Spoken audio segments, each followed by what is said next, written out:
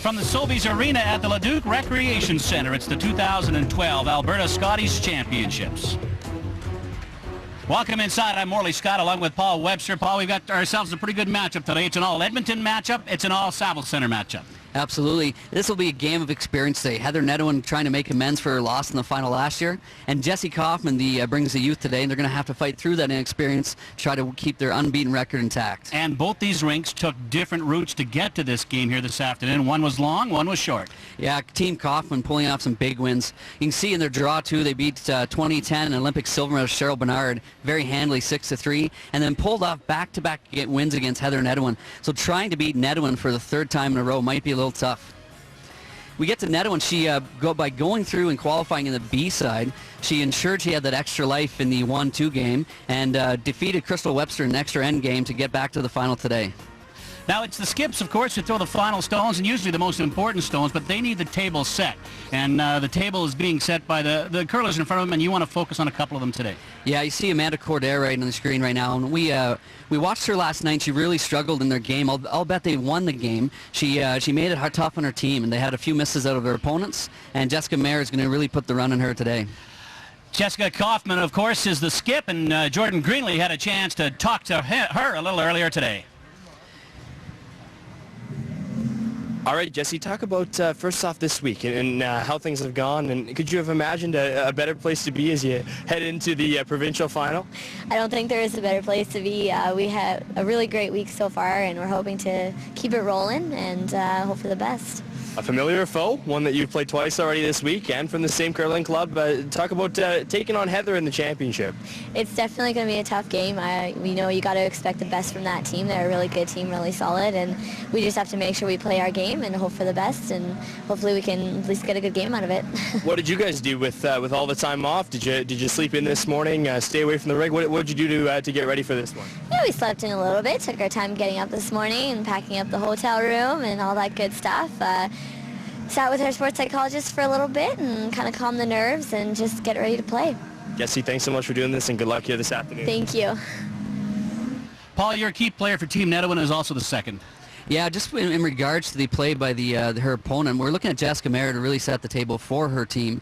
And she had a strong game this morning against Team Webster and has been an extremely strong player last few years for Team Nedohin, even playing third in one event for their team this year. So brings the talent to the table and is really going to put the pressure on Amanda Cordair. So there's the players to watch from both sides. Also, of course, players to watch will be the skips. Jordan Greenlee also had an opportunity to talk with Heather Nedohin earlier today. All right, Heather, talk about the ability for you guys to battle your way back in that semifinal, and you find yourself in the provincial final for a second straight year. Yeah, it's, as you can tell from my voice, again, lots of nerve-wracking shots, and Crystal played stellar. So, yeah, it feels good to be back. You faced a familiar opponent. You faced her twice already this week from the same curling club. Talk about how you go in and approach this one. Jessie's played stellar. She's very confident skip with no fear. But I have to be honest, we haven't played our best against her, and our hopes are today it shows up. Finally, how do you go and approach this? Very short break before you turn around and get back out here for the final. Have a cup of tea, a little lemon, and a little food, and be back on the ice. Heather, best of luck, and thanks for doing this. Thank you. It's Heather Nedohin against Jessie Kaufman, the 2012 Alberta Scotties Championship. We'll be back with the first stones right after this. Alberta Curling, proudly sponsored by Boston Pizza. Championship Curling is on Shaw. Catch all the action from across Western Canada as Shaw TV brings you exclusive coverage of the Manitoba Safeway Championship, the CDI-BC Men's Curling Championship, and the Alberta Boston Pizza Cup. Tune in Sunday, February 12th, starting at 7 a.m. Pacific for 13 hours of curling, as the best men's curlers in Western Canada are set to battle it out with a spot in the Nationals on the line. Provincial Championship Curling, only on Shaw. Alberta Curling, proudly sponsored by Best Western.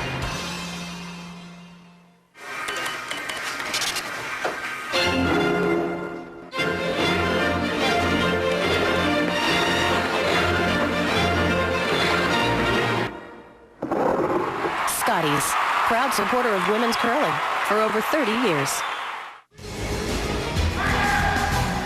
Alberta Curling, proudly sponsored by Williams Moving and Storage.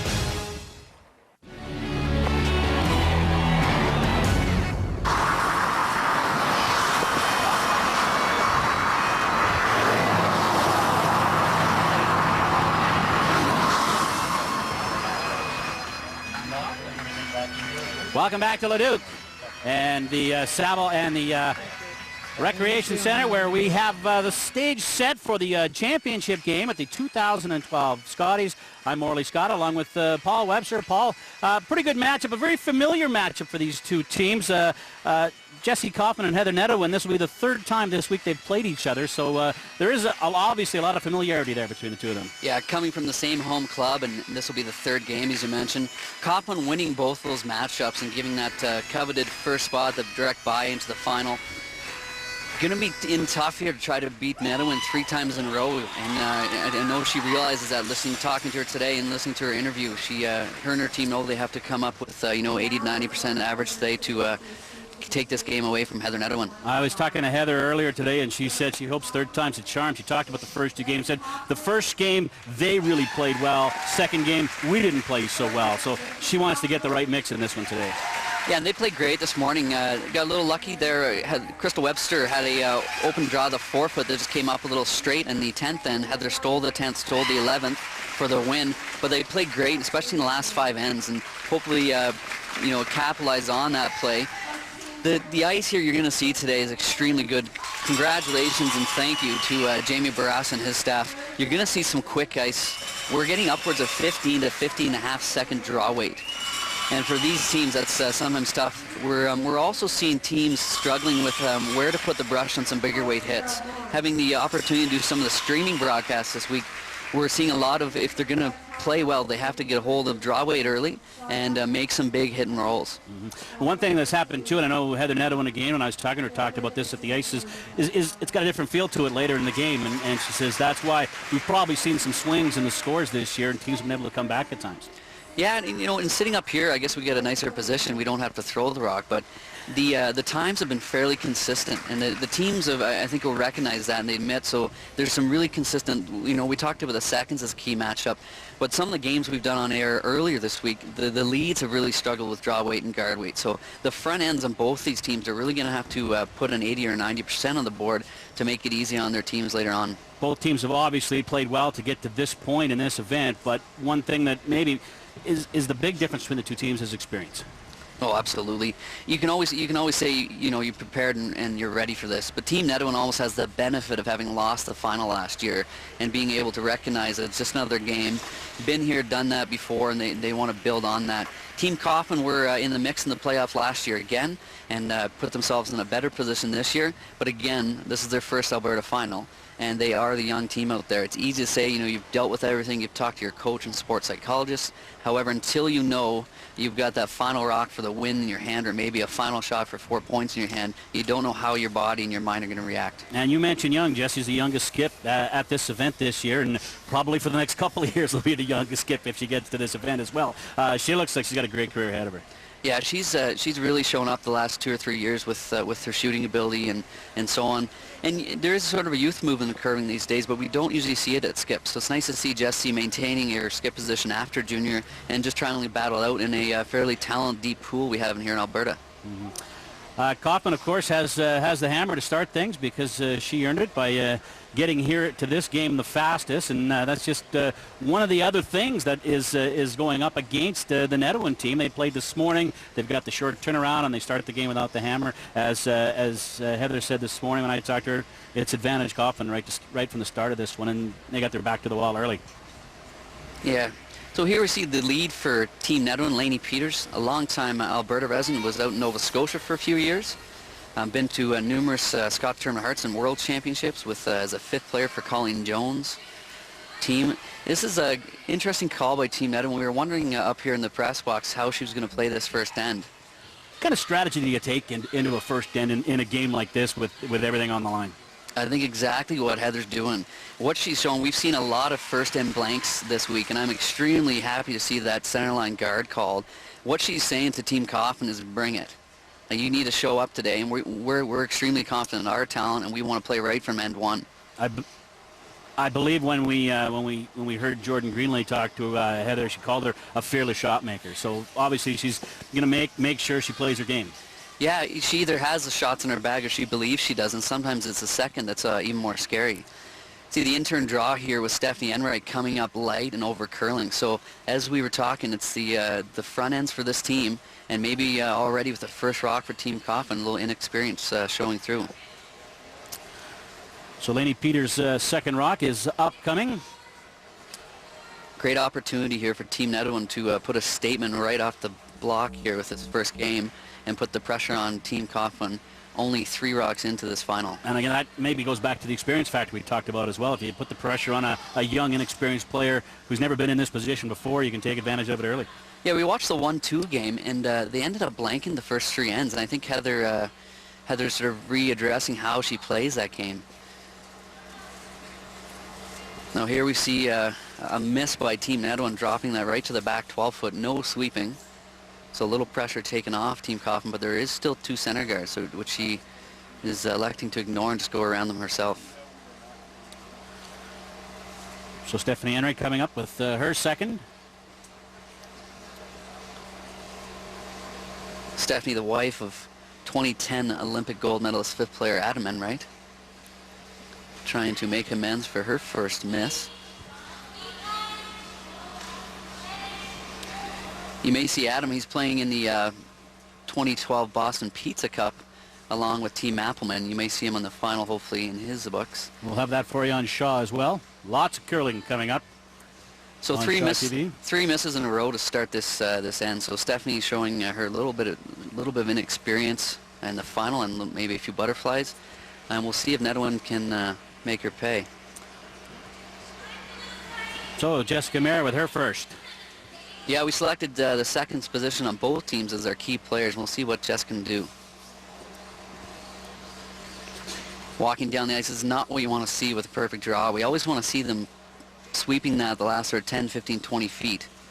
And another miss by Team Nedohin.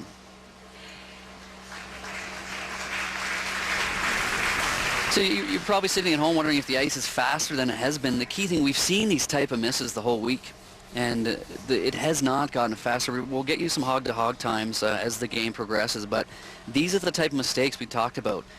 How they're going to miss is fast draws, which we've seen 3 of them so far, and just those big hits. So we haven't seen too many hits yet. Here comes Amanda Coderre with her first out-turn peel. Great throw by Amanda. We see a lot of her out-turns last night over curling. Is there much of a difference in the ice in the arena setting compared to the club setting, which they deal with mostly? No, absolutely. The nice thing for the arena guys is they're able to start with a sort of a blank slate. They're able to flood and scrape and really create a level playing field. The other opportunity Jamie and his staff have is the ability to play around with the rocks and sandpaper them to make sure they're a little more aggressive. So what he's done here is create a pristine surface, and then he has some rocks there that will provide that extra curl. So Mayer with her second. Great opportunity for Jessica to come in around that center guard and lie 2 points. Love to see this top 8-foot even fighting the top 4-foot. I then think you'll see Jessie Kaufman just run that center guard back. Great shot by Jessica Mayer. Yep. Team Nedohin lying 3 points, 2 behind cover. And we have not gotten to the third rocks yet. And that's putting the pressure on fast, isn't it? Exactly what they need to do. And not that Kaufman teams can't show up, but they got to bring their game right away. Coderre's second of this first end at the Alberta Scotties here in Leduc. So love to get a back one here. Narrowly missed that. So 2 good throws from Amanda. We saw in the 1-2 game last night, a lot of her out turns were over curling. So she looks like she got that worked out in practice, and 2 really good throws from her. So Beth Eskew now will take her first. Okay. No real pressure now for Team Nedohin, just trying to throw up a few guards. 15 to tee, so I need like 17. Here Beth Iskuk say 15 to tee. That's a hog-to-hog time. 17 seconds for this guard she's looking. So for you golfers at home, that's extremely fast greens. Okay, line's great. I'm over there. Where? Okay, come to center. We're hanging. Come quite a bit. Whoa, we're going to make you take off. So Heather Nedohin out for the audible. Hard! Play the rub. Go! Play the rub. Okay, we missed it. Okay, well. That's fine. 15-4. Yeah, Beth Iskuk looking for a 17 to get the perfect guard weight, and I got a 15.5 up here, and Heather Nedohin got a 15.4 down there. So just the difference in the weight, and you'll see the curl on this ice come very late. And as is tradition at any event that Heather Nedohin's in, she loses her voice. We heard earlier today she was having an awful lot of problem with it, but it's coming back strong now. I'm sure that will fade as the afternoon goes along. Big shot here from Nikki Kaufman, trying to get two Nedohin counters with the opportunity to get behind that corner guard. Good. Removed one, sitting third shot, which helps her team out a little bit. A little bit of a miss from her. So Nedohin sitting 2. Yeah? You do? Yeah. Well, what's the other option? I like this, Beth. Quick discussion here 1-2, but between she third does Beth have that. Iskuk and skip Okay. Heather Nedohin. Normal. Okay. Jess, where did yours? Oh, never mind. Never mind. Normal. So normal weight hit and roll for Beth Iskuk here. Love to keep it around the center line area once it's done. Whoa! Sound like they're pretty close here. Got to sweep it up so they don't get any jam at the back. Exactly what happened. Just a slightly missed line call by Heather. Waited a little bit too long there. Still looking okay there for Team Nedohin, but little pressure off of Kaufman having the full 4-foot open now. So Nedohin lying 3. And Nikki Kaufman. All the way behind the guard. The sister of her skip, Jessie.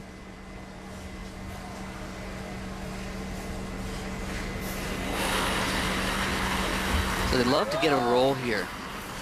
Anywhere, they can roll all the way out to the far 8-foot if they want. The opportunity to line that top Nedohin at the back, but key thing is getting shot. We don't want to leave this shot for Heather. She gets the hit. There's the roll, and great shot by Nikki. drag it across. Pretty well hidden, too. Big change of tides. Had Beth Iskuk was with her last rock hitting lie 4. And now, after 2 shots later, we have Team Kaufman lying shot rock and Heather Nedohin looking to save the end for her team.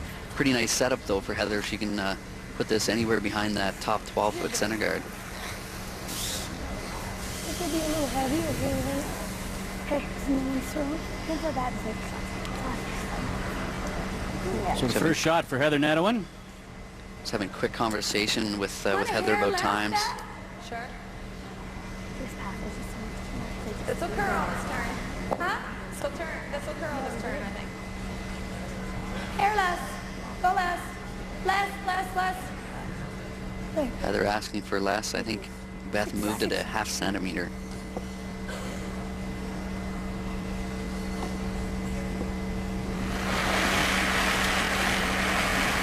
So, Heather Nedohin's first of this first end. This looks really good out of hand. Sort of giving a 50-60% effort right now. Looking heavy right now. 14-1 at the hog. Trying to get it past that one on the top 12-foot. Now they can let it rest. Great shot there by Heather, just slipping past and behind the tee line a little bit, giving Jessie Kaufman an out. She's going to try to follow Heather in there. Interesting that she's taking about the same ice, because Heather was a little heavy and narrowly went by that top 12-foot red rock. So we'll see if Jessie's going to throw this any differently. Jessie Kaufman has been on a roll. She lost her first 2 games at the Northerns and hasn't lost since. Went on to win there, and then 5 straight here to put herself in this position. It's starting to clean up a little bit, this little slide. always nice to peak at the right time, isn't it? Oh, absolutely. We'll see what Jessie, this is a big shot and really good confidence builder for her to make this one.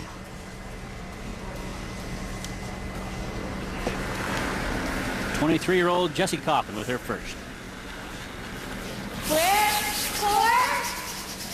Yelling at 4 to hand, which is a pretty good spot. This top ball foot. They just want to drag it back into position. Going hard for line now. 15-5 at the hog line, so big difference in weight here for Jessie Kaufman. She get it by. Just a little bump. So big miss for Jessie in her first, and the nice thing is that her shooter did roll into position that she can use it later. You'll see Heather Nedohin just try to come around that one now and really make it tough for Jessie to score one here. So opportunity miss for Jessie Kaufman. This isn't.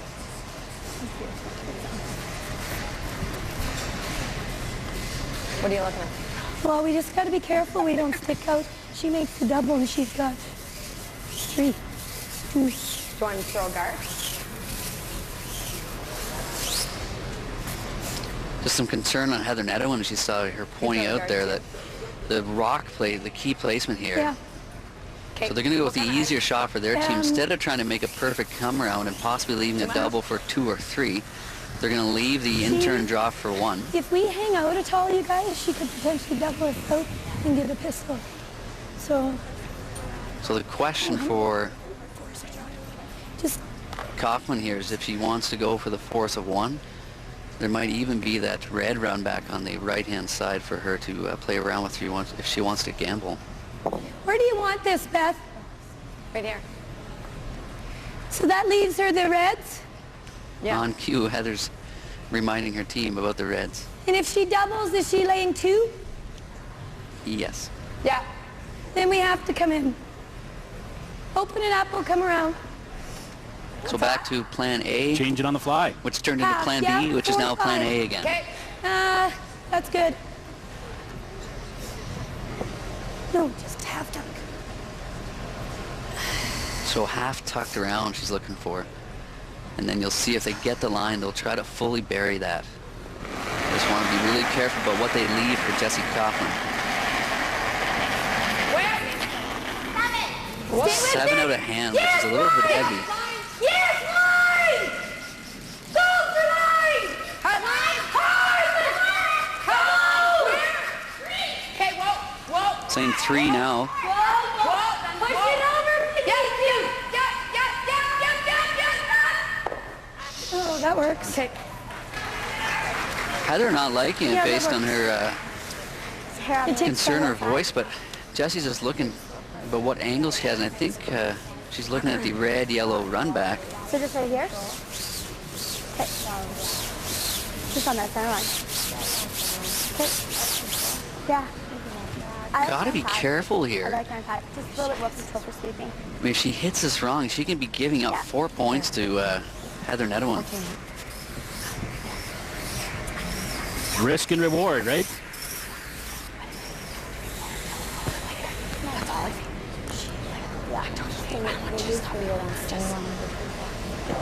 So Jessie Kaufman with the final shot of the first end. So Jessie's got to hit this a little high side, and when I say high side, it's on the broom side of the rock to make sure she gets this running back on that red one. There's a chance if she gets it across the top of the red one that she takes both yellows out.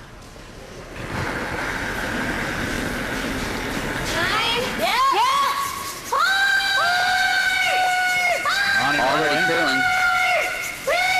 Now watch these rocks fly. There's the hit. One red? Yeah. Wow, disaster averted for Jessie Kaufman. I don't know if the whole team even talked about that. So a big steal for Nedohin, but possible bigger steal, so only 1 point. So Nedohin's up. We've completed the first end at the Scotties for Alberta 2012. We'll take a break and be back after this.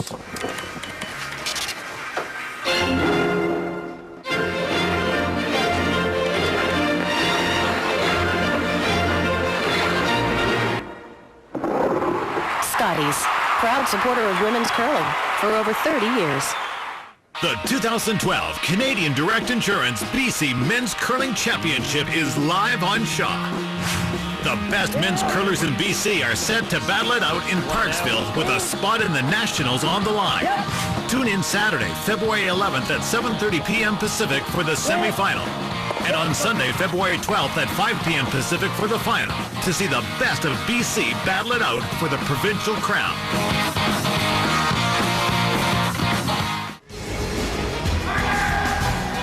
Alberta Curling, proudly sponsored by Williams Moving and Storage.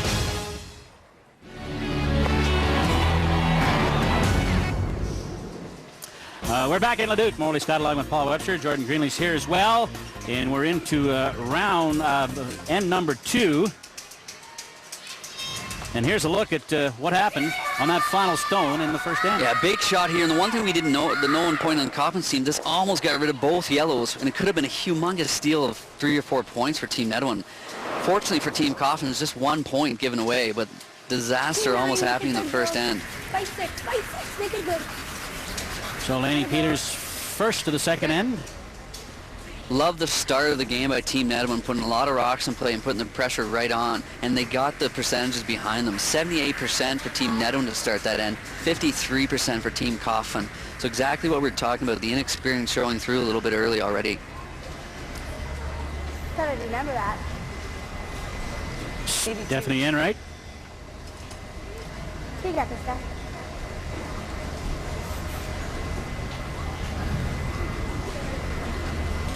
Heather Nedohin electing to throw Laney Peters' first rock into the rings.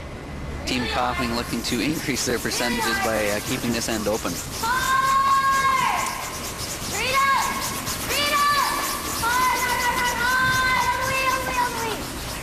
And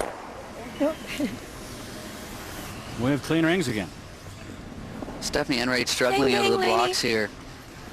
2 missed shots in the first end and a half miss here in the second. So she's going to have to regroup and get her game together for the last Little more 8 line. ends here. Little more line. Okay, take a look. You got more line. Wait, was good, Jack.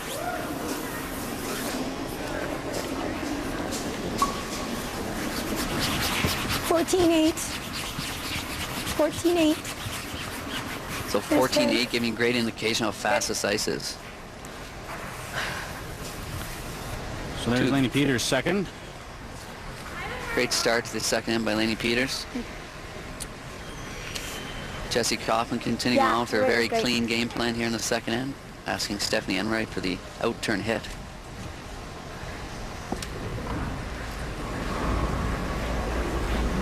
Yep. And there's the delivery. We're off. Clean. Yep. Looks like a great throw for Stephanie, just looking to roll a little bit to the left so they can. Right over. Normal. And Heather with the 1 point lead on the board right now. There's no need for her to get creative. She's just going to keep hitting us out. Kaufman looking for the blank attempt here. Yep, gotta go, gotta go. It's up. And here's Jessica Mayer. Yep, yep. A little stress out there by Heather Nedohin. Jessica Mayer trying to calm her nerve and saying it's okay. 9-1. No. Constant communication. Yeah, and you'll see that by these teams, and that's what we want to see, especially in those draw weight shots. And the team there letting her know that it was a little heavier, so it won't curl as much. But a lot of those big draw shots, so we see it's really up to the front ends. When teams have struggled this week, we almost see the communication be turned down, and they're sort of guessing out there.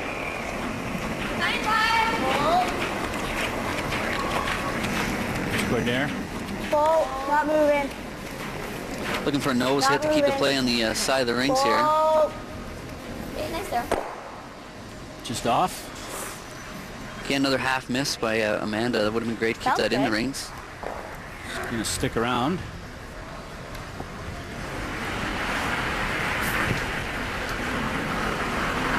Line's really good. Jessica Mayer with an opportunity to practice her draw weight.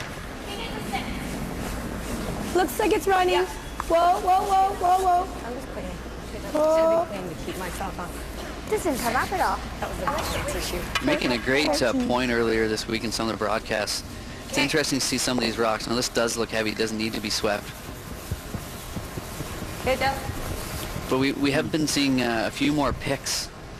There's a big miss by Jessica Mayer. A few more picks lately, and it's always important from a playing perspective, however, that you clean that position or clean that rock all the way down. And one of the funniest things in our sport is that in a situation when you don't want to throw your last one, you throw it through. And that shot is 100% by all the teams, usually cleaned by 1 or 2 sweepers, and it really doesn't mean anything. So we'll see if any debris comes into play in this game.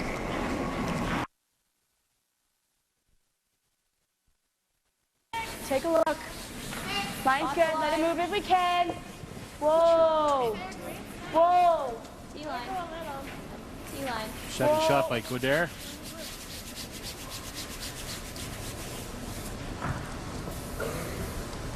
Yes, sir. Great shot by Amanda. Again, just a nice way to boost your confidence there and get a handle your draw weight when it's not meaning anything with no rocks in play.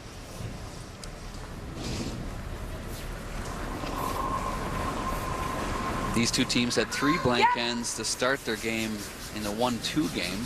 We were talking about a game in Ontario against Sherry Madaw and Kathy Brown, in which they had 8 straight blank ends to start the game. Kathy Brown had hammer there. Sherry Madaw forced her to 1, took 1 in 10, and then stole the extra. So it was a 2-1 11-end game. That's a long feeling out process. Oh, absolutely. Yeah. We got 1 on the board here in the first end. Nedohin with the steal. We're in the second end.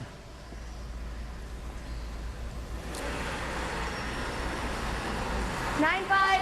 Oh. And here's Nikki Kaufman. 9, 8. Clean. Clean. Yep. Good roll. Hard. Same way. Normal up. Okay. Yeah. Back to Beth Iskew now. Yeah, fairly straightforward end for these girls. Heather doesn't have to mix it up here. She did get that steal in 1, and she doesn't mind blanking those even ends. It'd be interesting.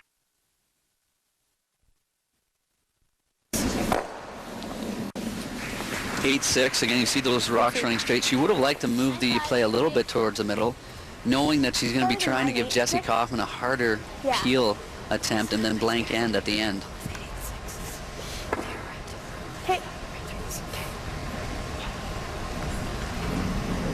Just let you guys know, Heather's not trying to whisper and keep secrets back there. It's just the fact that her voice is lost and pretty much as loud as she could talk. It kind of looks like she's trying to ensure no one hears her, but little does she know a few 100,000 people are hearing her.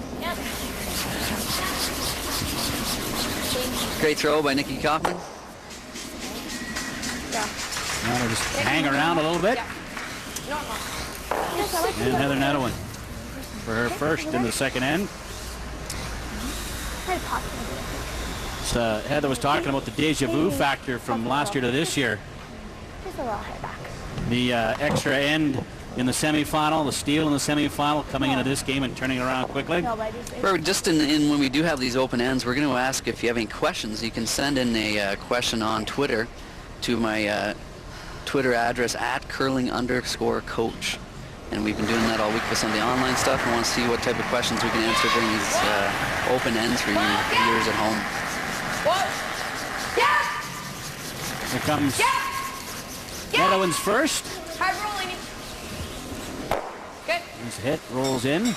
Just we talked about trying to get that play back to the center to make a little tougher 8 rock for Jessie Kaufman. And you'll see Jessie try to hit that, but also roll to our left on the screen right now and try to get it out to the side. Let's talk about the comparisons this year to last year for Heather. She said they learned a lot from last year. Last year, after the semifinal, they didn't have any food. They had to go out and get food. This year, they had food ordered in the dressing room waiting for them, and they realized that they've got to get the food, get the rest, and get the recuperation going as fast as possible for the final. Yeah, a ton of the sport is just planning, and that's a lot of the job of the coach and sometimes the 5th player, but you do have 4 adults on the team too, and sometimes you overlook. You don't want to be too cocky going into these competitions, but you sort of got to set that plan up like you're playing every game. Yeah, you got to prepare that you're going to win, right? Yeah, get ready for those what-ifs. Clean. Clean. Great throw by Jessie. Hopefully get a little roll to our left here. If she didn't want it, pretty secure in her peel weight ability. Heather will try to keep it there a little bit to inside roll here. 80. Yeah. Hairless. Yep.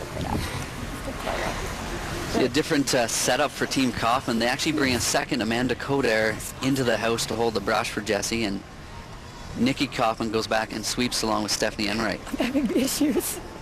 So Amanda playing second, but also with the title of vice skip on that team.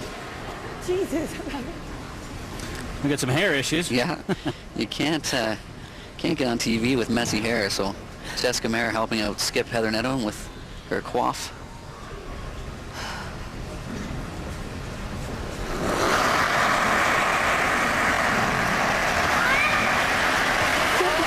Final shot of this end for Heather Nedohin. Yeah. Pull. Clean. Good. Yeah. What's my issue? Still concerned about hair at the hog line here. It's Team Nedohin. Jessie Kaufman with her last rock trying to blank this end and take hammer into the third.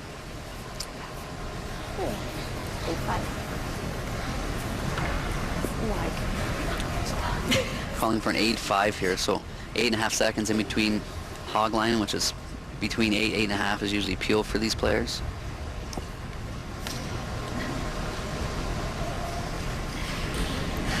So looking to blank the second end. Final shot from Jessie Kaufman.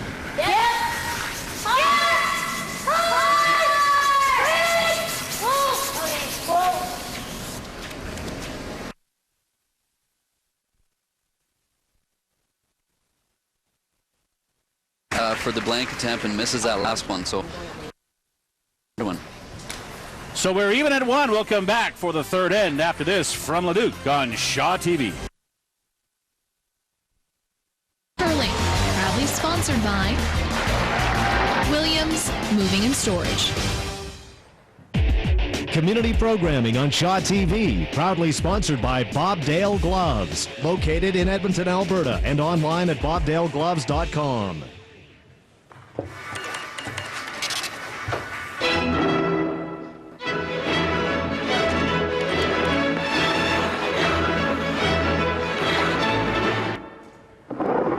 Scotty's, proud supporter of women's curling for over 30 years.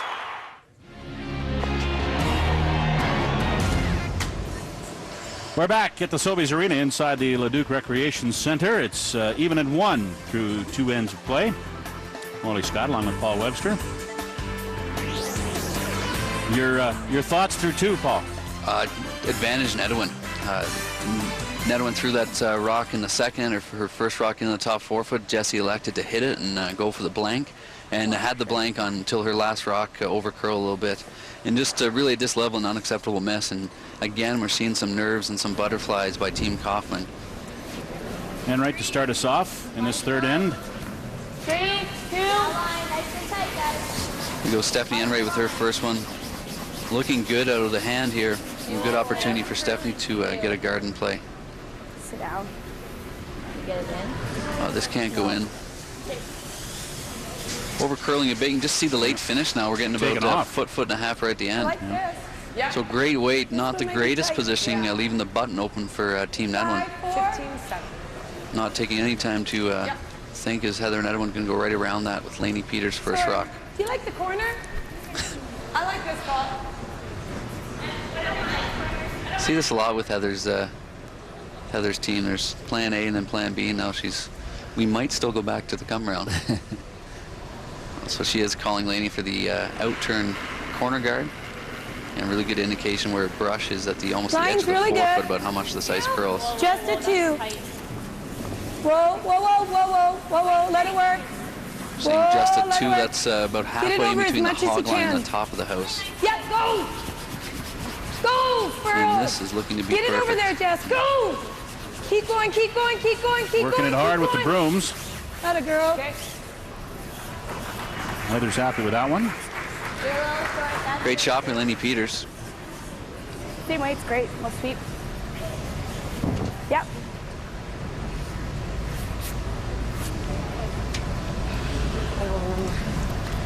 question from Mario on Twitter is just wondering if just one game going on, do ice conditions change? And it is possible. The one thing that Jamie Brasson's crew don't have in a slightly older building like we're in is that much control over heating and air conditioning. And there's sometimes just air currents that usually happen with 8 teams out here that don't happen when there's only 2. We're at 14-8. We're saying 14-8, which should be good, and you can just see her rocks over curling. This can come almost fully out the other side. Taken off right at the end. So good weight by Stephanie Enright this end, just not getting the right positioning with her rock. So weight-wise, she's 4-4, but in terms of the center guard and the top 4 foot, now around that center guard, she's just not getting the rocks in play in the spots her team needs them. All right, here's Laney Peters second. Straight up. No, it's tracking. So tracking means she might have been up a little bit, and it's not curling. She's trying to get by that yellow one so she doesn't tick it behind. My fault. I'll give you less. So Heather taking the blame for that one just by putting the broom in a different spot that should have been a little tighter for Laney Peters. Yeah. So good option for opportunity here for Team Kaufman to capitalize. How does that open things up for him now? Still not too bad. That yellow one's still going to be in play. So Kaufman, knowing that she can't make that yellow one better that was put there by Stephanie Enright, she's going to try to get fully buried around that top, that yellow center guard. Lots of line. Whoa. Goudert with her first. So a wider track than Stephanie Enright, and here Jessie Kaufman saying lots of line, which on this ice is really good at this point. Does not look light. Curl. Okay. Stopping that. Oh, sit down. Now it's going to start to go. Okay. Oh. Straight back. So good opportunity for Team Kaufman. Again, just a little heavy on that, and popping out the other side, and Heather taking no time to call the run back double for second Jessica Mayer.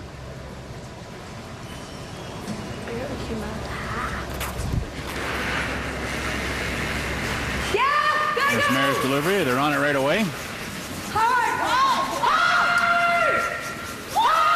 Jessica wanting the line off, but Heather's pretty adamant she needs to sweeten this. Not a girl. And she there did. There you go. Nice, gets a pair. So good throw by Jessica Mayer. Didn't get both, but leaves that red one up. Jessie Kaufman's going to take advantage of that center guard now and try to come around again. You're a little short, that's fine. Great line call by Heather Nedohin there to get the one.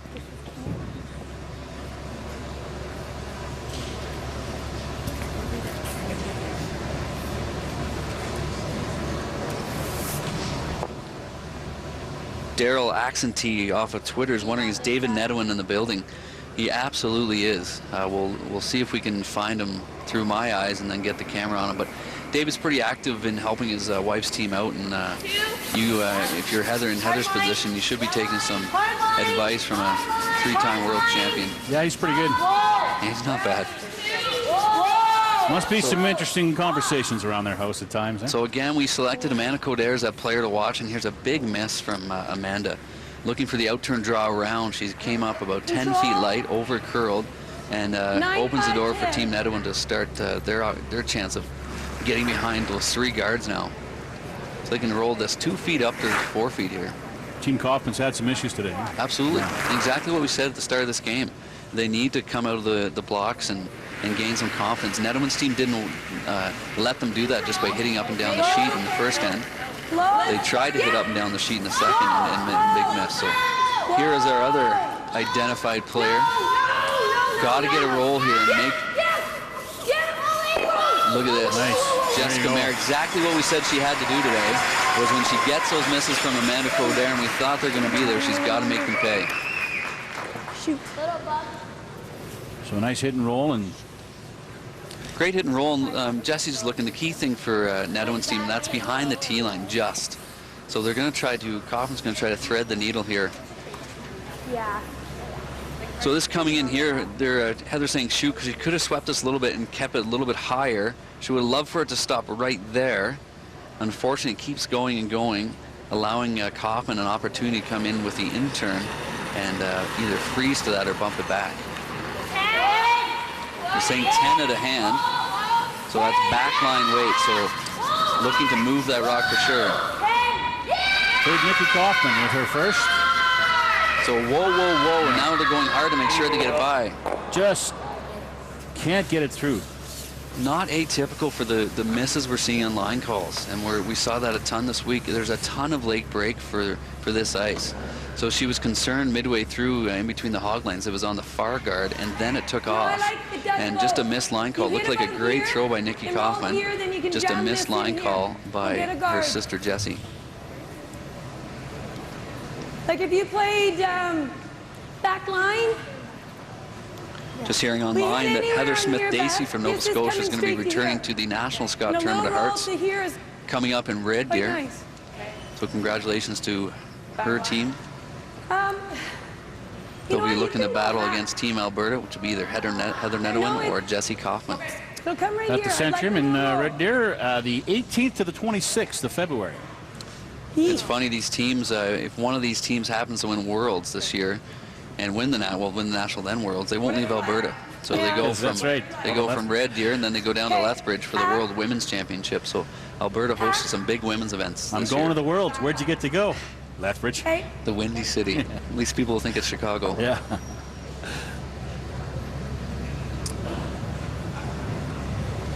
So here comes Beth Iskew. Just trying a tap back and just change those angles. Heather's not really liking how they're all angled up on the button. Try make contact with that top yellow, roll the shooter a bit, and get that back red one into the rings.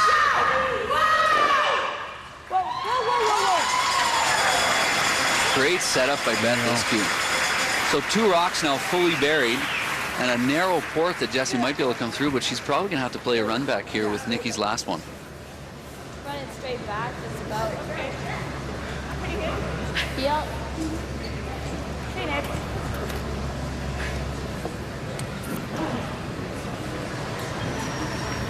So looking for the out-turn run back double from sister Nikki Kaufman.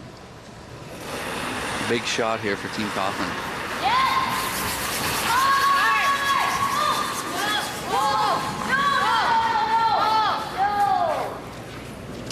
Just struggling with the line calls.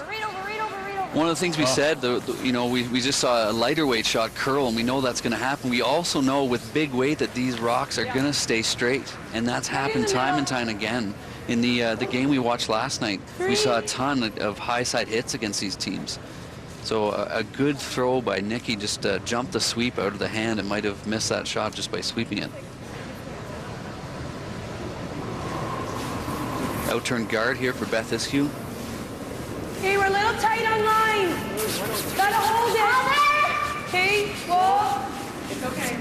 Try to put this right back in the same position, fully cover those 2 red ones in the forefoot. Where are we? 3-4. So 3-4, it's a little heavy for the weight they're looking for, which is probably why the line isn't there yet. Would love to stay out of the rings, make that run back a little tougher, and did just that. Jessie Kaufman running out of options here. It's going to run back a red or a yellow.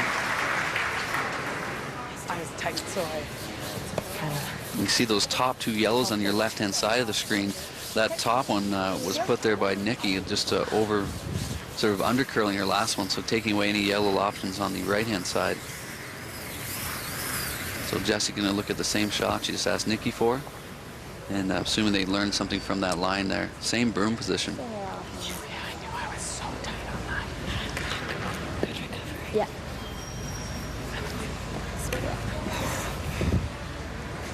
Heather and Beth still whispering behind the hack. She could make the triple here and just sit, but I think we just come around if that's the case. Here comes Jessie Kaufman. Pretty much the same line right now that her sister had, just waiting it. And again, the exact same pass. So no surprise from up here in the booth, but Jessie hoping for a different line with her PO81 and didn't get it. Yeah, top 12 is great. But then it's you gotta take the other turn. Same difference. We know this turn, I think. Okay, just nice and easy. Heather, looking to throw the same type of shot that Beth Iskew. Heather asking about the in-turn, and Beth just giving her some confidence that they know this turn. I think I need rest. It's running out here now. The rock setup right now where I dictate that in turn. Just so she's looking for the same position that Beth Iskew threw, just a 3, which is tight to the house. Heather Nedohin with a little indecision here. Which we've seen a little bit today already. Yeah, you know, it's a big game, and they want to make sure. The key thing about this is she's got a great opportunity to score at least 2 You got to exhaust your options too, right? And those red rocks, Jessie Kaufman can hit, so those red rocks in such a position, if she runs one of those yellows in, the only yellow that's there now, the double's not that hard if she makes contact. So Heather's just wondering about where to put this one.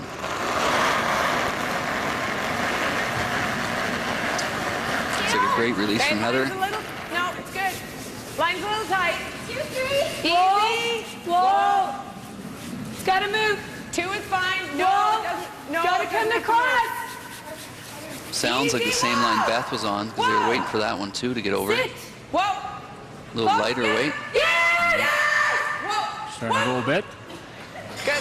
So great position, a little higher than they had wanted. Really forcing Jessie into no other option but the in-turn run back. And this is not that hard a shot for her, just slightly high side, which means on the side of the brush. And she's going to angle it right into those 2 red rocks on the 4-foot.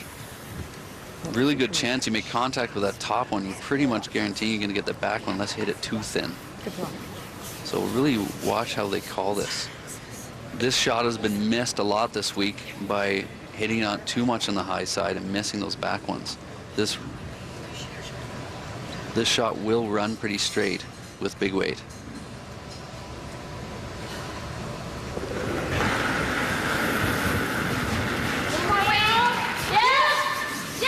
So a little tight out of the hand by Jessie Kaufman. Her last one in this end, and this looks. She gets the hit. Gets one of them, but not even enough to big miss. Clear it. Yeah. So just a little tight on line. We know those will run straight, so that was just a unfortunate bad throw by Jessie Kaufman. Really bad result by not getting any of those Nedohin red rocks out of the rings, giving Heather Nedohin an open shot for 3 points.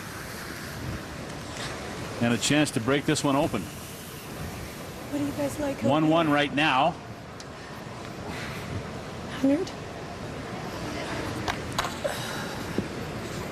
So not the easiest shot. They're going to blaze a new trail down here on the far 12-foot.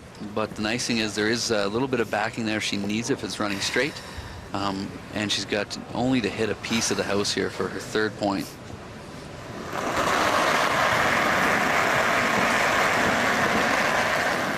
Final stone of this third end. Stay close. Yeah. That's a big one for Heather Nedohin, who can open up a 3-point lead.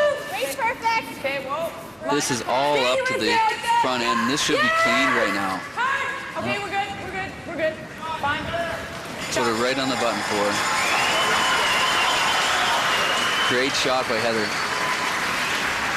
So 3 in the 3rd for Heather Nedohin has opened it up. She leads now by a count of 4-1 as we have completed 3 ends of play here in Leduc. We'll be back with more on Shaw TV.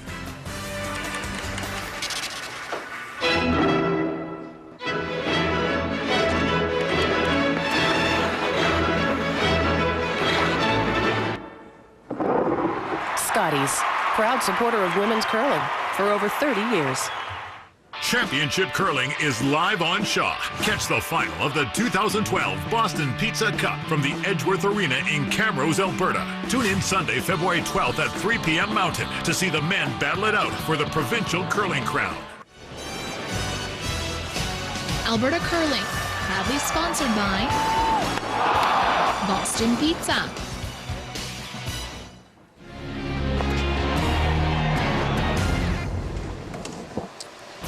Morley Scott along with Paul Webster back in Leduc at the Sobeys Arena, the Leduc Recreation Center. Jordan Greenlee's here as well.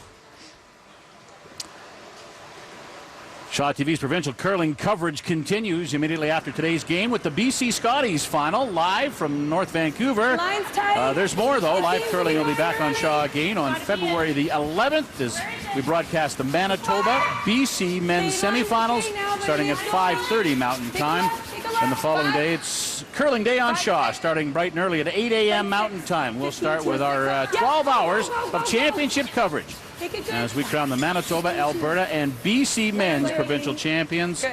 All curling all day long, only on Shaw. What you been throwing for your weight? Good. Hey, Jess. Take a trip back to the third end, the last end, a big end for Heather Nedohin. And Heather's too. Here's Jessica Maher's shot here. You watch this one. She again, she's our key player of the game.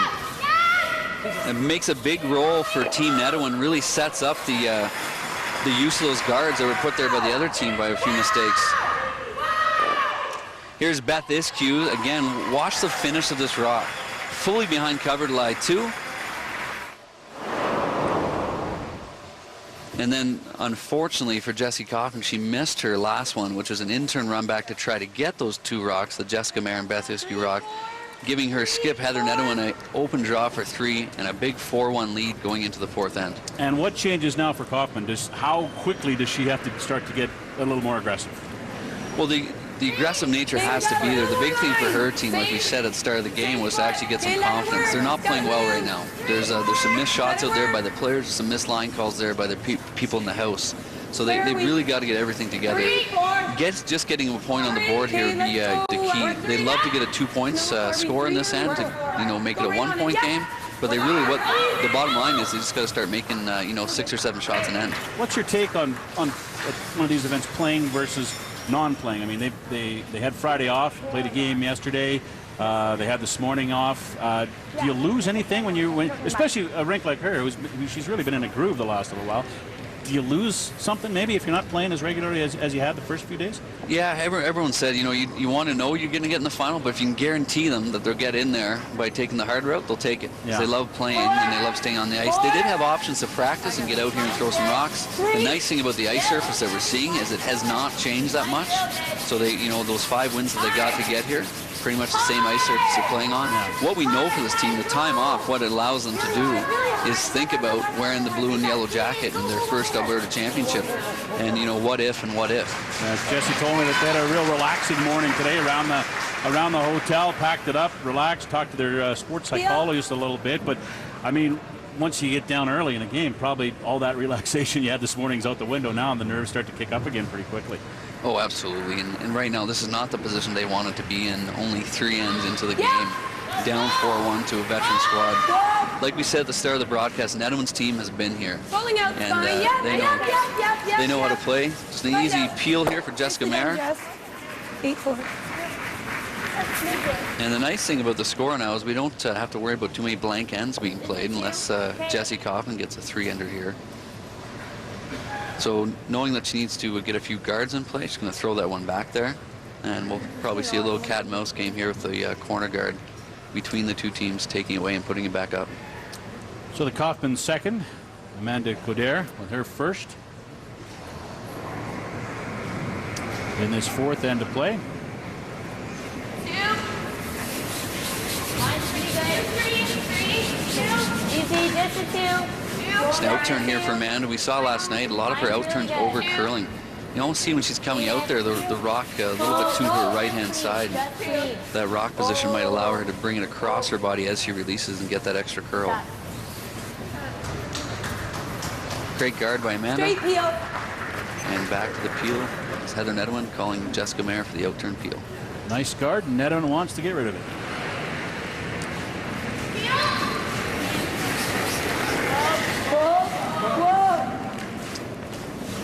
Right off the sweep, not even a clean. Okay. Great throw by Jessica, narrowly misses the ones in the house. She threw that fine. It's just straight. She threw them good. Okay. So the whisper from Heather is that her teammate threw that fine. It's just running straight. I want to make sure no one hears it on the other team. And exactly what we're saying there is that with big weight, it will run straight. Not a surprise to many of us up here in the media bench, having watched from this angle the whole time and just be able to track those misses. Good work. Line's real good. Stay close. There's second. And then another guard. Yep. Hard. Easy. Whoa. Great shot there by Amanda. Back-to-back made shots. Just about in the same spot. And the same call again from Nedohin to peel it away.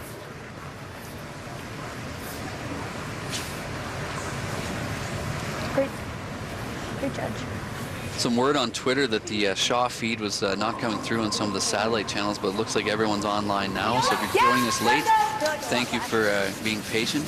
Happy to have you in Leduc at the Leduc Recreation Center. Right over, Jess. Go, go, go, go, go, go, go, go, go, go. Nicely done, Beth. Where Heather Nedohin's having a pretty good day. Good finish in the semifinal earlier today, and a pretty strong start to this final this afternoon. They're definitely a team to beat out here right now. Little half miss by Beth Iskew, leaving that, trying to peel the left side corner, but leaving one on the right side. So Jessie's not going to take any time, just try to utilize that corner here right now, looking for a little hit and roll behind that. Option for the double, but rock placing is going to be key for the shooter. Kaufman now. 9-5 of the hand, which is a little bit slower than normal, but still a pretty big way to make the shot. Looking for the double takeout. And gets it. Yeah, got the double, but leaves another double for Beth here. And I would have really liked to see Jessie talk about throwing board there and try to utilize that corner guard and possibly sit second and third. She really she was concerned about those two Nedohin rocks, and she did get those away. She's down 3 points here, so she needs a deuce and might have to set those up later than she's used to. Yeah. Whoa. Yeah. Whoa. Whoa. Comes another big weight shot running straight. Whoa. Get up. Nice try. And misses on the second one. Just another example of what we've been talking about with those big weight shots. It will run straight with weight. I almost need to make a big sign here and post it, because that was a makeable double for someone with Beth's talent, and a really good opportunity for Kaufman's team now to split the rings and secure their deuce, and they get 2 points right back there. It's a big confidence booster for them. Jessie going to use that corner guard left by Beth Iskew on her first. So it's always good to respond, but to respond the very next end is always, as you say, it gets the confidence rolling right away. Let it work. Coming down a bit. Only if you have to. Lost your net. Go hard. Go hard. Right back. Hard. Nice. Great. Go. Try to get that fully buried. Really hard. All you got. Great judge and sweep by the front end of Stephanie Enright and Amanda Coder. Hold it into position. And then I roll on the next one. Okay. Try to leave as long as possible, but we you don't want to chance it. And we're down to skip stones in the fourth end.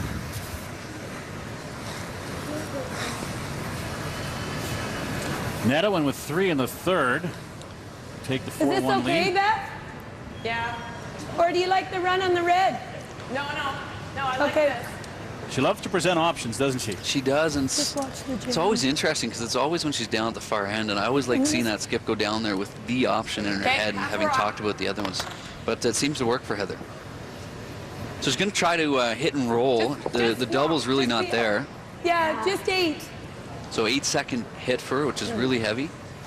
And she's going to try to get a big roll the other side to see if she can set up a double for her next one, if Jessie Kaufman can nose hit on her next one.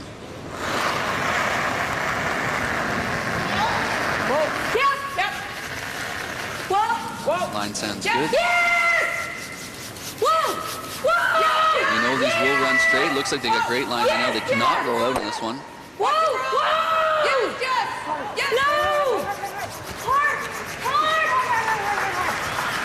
What a shot by Heather Nedohin to remain first shot. Jessie Kaufman has no option but to deal with that one right now. Still a pretty good house for Kaufman team. She can make this freeze. She forces Heather into some sort of freeze because Heather can't see enough of that yellow one at the top to get it. So it's looking like a really good opportunity for Kaufman to score 2 here. Just an update for you from the Manitoba. We're getting some tweets from World Curling Tour leader Mike McEwen, whose girlfriend Dawn Askin plays lead for Jen Jones. It's a 5-5 tie there, Chelsea Carey versus Jennifer Jones, and he's a little concerned here. Jones has hammer, but a big mess, and he's not very happy with how it's looking right now. So we'll keep you posted if we get a final score in Manitoba.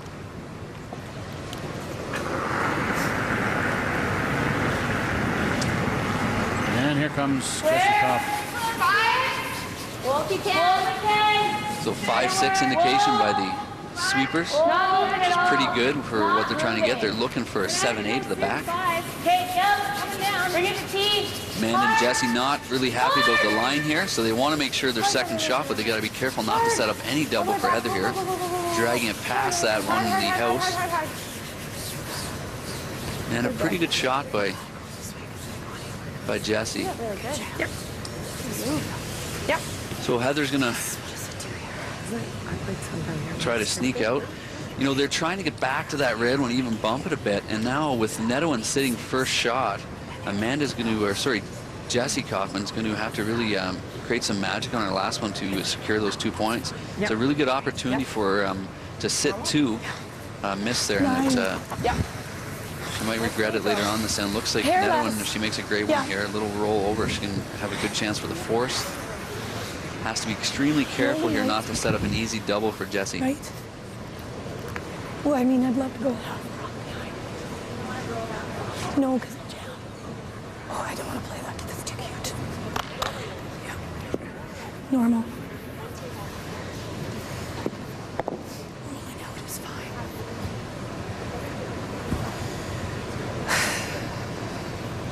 Final shot of the 4th end for Heather Nedohin.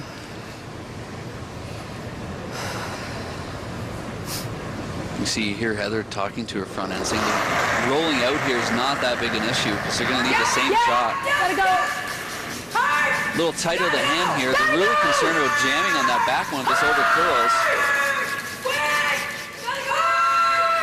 They're talking about over curling on the high side and over curled on the low side there, narrowly missing that back red one.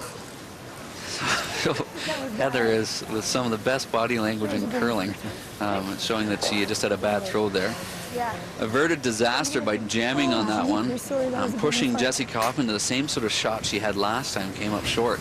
So Kaufman opportunity for 2 here and get within 1 point of Nedohin, but she's got to make a fantastic shot with her 8 rock here in the 4th end. It's back 8 week. We see that back. Yeah.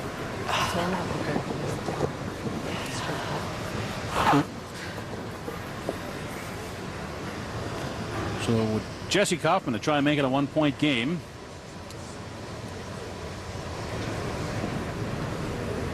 Big shot here, not only on the scoreboard for confidence for this young Kaufman team.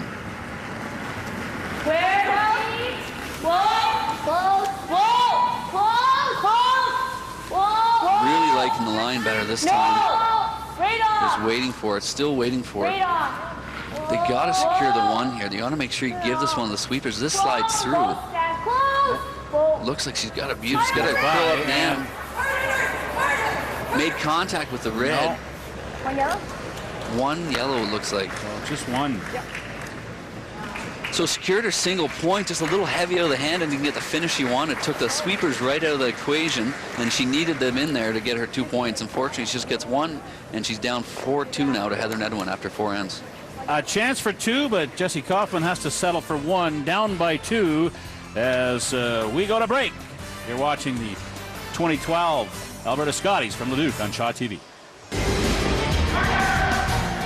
Alberta Curling, proudly sponsored by Williams Moving and Storage. WHL hockey is live on Shaw.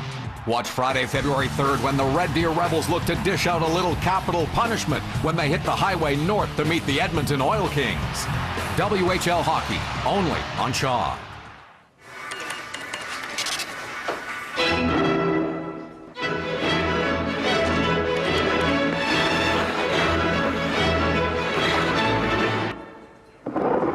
Scotties, proud supporter of women's curling for over 30 years.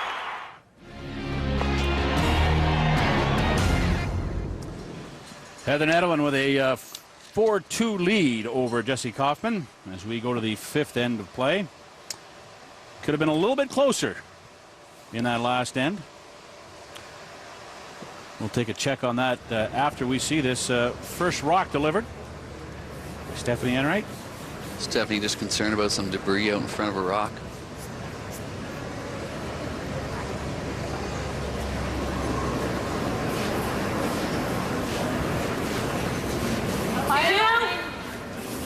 Yes, you can.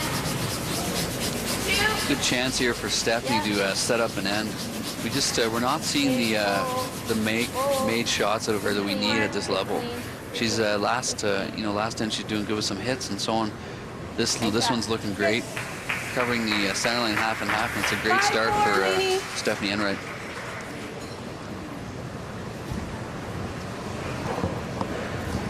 Just going back to the last end there, as Lainey Peters almost falls out of the hack. Kaufman team, they got some opportunities from Team Nedohin and just didn't really capitalize on it. A tough shot for Jessie Kaufman, but she had 2 chances to make it and didn't make either one with 7 or 8. And an opportunity for 2 on the board that Kaufman unfortunately left there. No. Very good. Nice recovery by Lainey Peters, top forefoot.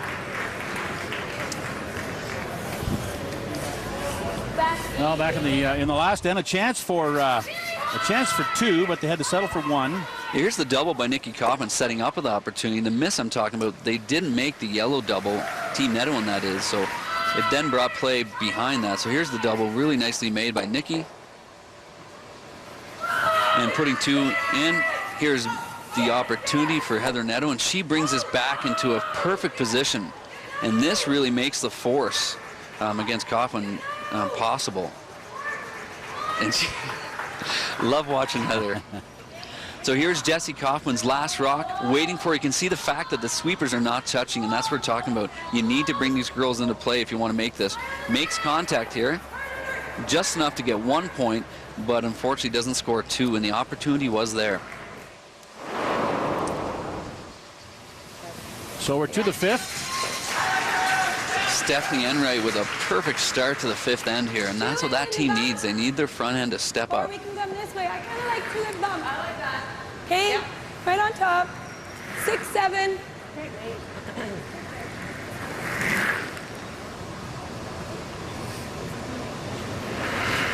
Lainey Peters with her second. Wall line. 8. Wall line. Stay with me. 7, 8. Whoa. Whoa. Whoa. Right off. 7, No. 8. Whoa, it's way out there. See how this one tracks. Just talking about tracking again, it's just they're looking for you know, freeze there, and just because it was a 4 or 5 feet heavy, you won't get the curl. That's fine. Okay. And that's a big miss by Lainey Peters there, an opportunity to get right on top of that one. Decision time here for Kaufman, where she wants to go for the double or even lob one in there with draw weight. She could even hit and roll off that, like she's pointing right now. Bump this one over a little bit. Yeah. It's 9.5. Okay. So 9.5 seconds. I mean, so nothing crazy in terms of weight. Wants to bring the curl into play here.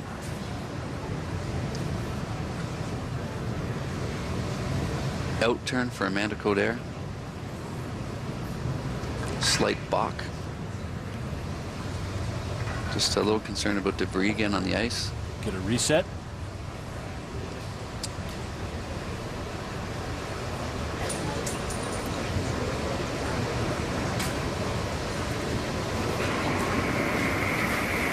Great view of that rock position we were talking about earlier.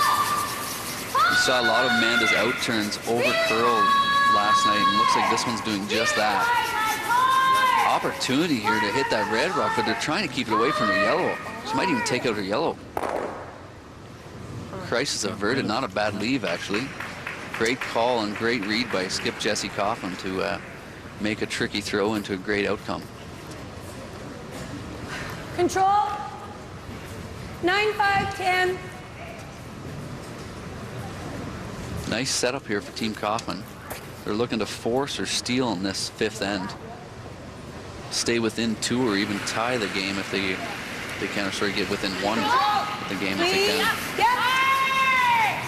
Well, here comes Jessica Mare, second for Team Nedohin. looking for some sort of roll here, and it looks like they got it. They want to keep this one in the rings if they can, but they don't want to get right behind the red to set up an easy double. And Jessica Mayer with the rock over curling. So back-to-back over curls by both. You can see Heather saying, you know, just soft, and that means she's just sort of let it go of the hand without a positive release.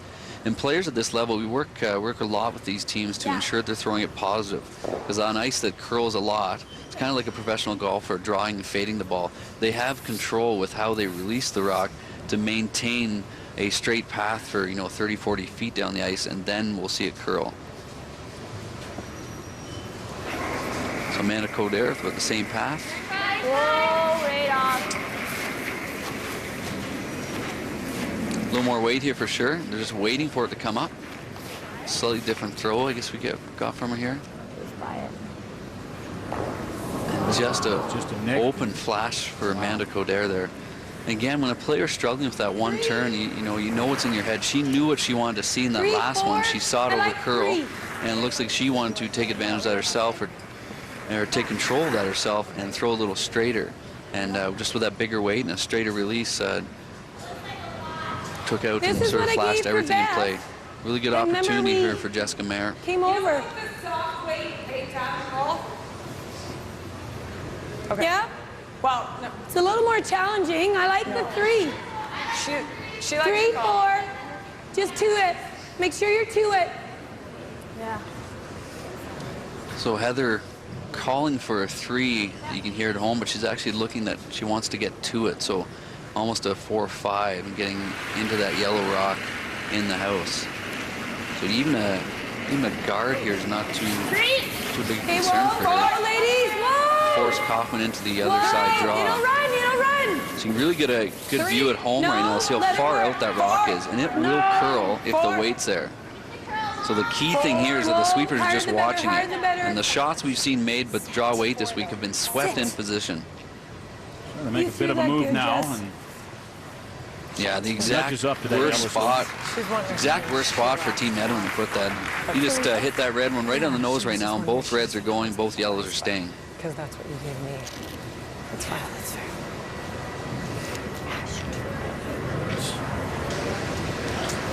Kind of like 9-5. 9-5 is really easier to control with sweeping. So I like it. Okay, Nick. She did too, really good.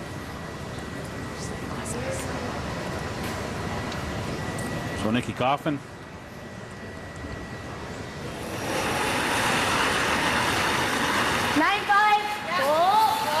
Big opportunity for Nikki to jump on a Team Nedohin miss. Just needs to get to nose here to see some red rocks getting out of the rings. Gets him. A good shot by Nikki. She would have liked to get a little more inside roll there, and she does leave Heather Nedohin an opportunity to possibly get the double. And it looks really good here on your screen right now. However, what we don't see is that guard up ahead. Okay. Control. 9-5. So Jessie, in a concern before the last shot, is now looking at 2 of her own counters in the rings. That's really tough. Yep. Nose is great. Okay. 9-5. So on the nose. Love the information that Heather always gives her team. She knows it's a big game. She just needs to almost put that white coat on and caddy her team through a couple of the shots. Giving you an idea of what the good misses are. So they're looking to get to the inside of this one, see if they can move both yellows, but just the nose hit's fine, she said. Little high side. So again, on the side they weren't talking. So ran a little straighter there again with some of the bigger weight. Gets rid of 1. Kaufman still a shot stone. Great shot, Nick. That just got stuck in a rut, kind of. See here in Beth talking about, you know, that getting stuck in a rut. Again, it's just one of those things we are seeing with the bigger weight. They will run straight. 9-5. Okay, your weight was great. Jessie not messing around with any of the red rocks in the rings. She could opt to draw in and tap that yellow one, but wants to ensure she's not giving up a big score here. So she's going to hit and roll to get to that spot. 9-5. Yeah. 9-5, so a little more than she lets last through, they thought. Again, we see something around 9.5 seconds, not getting the curl. Looks like she's got a little bit of roll. That's a good shot. And a pretty nice spot there for Team Kaufman. Sits two with a little protection up front. Just here. Okay. You had, what? I knew that. It worked out. Okay, 9-5. 9-5? 9-5. Just listening in there, Amanda Coder just getting some insight from her skip and on her 2 rocks, wondering how she threw them.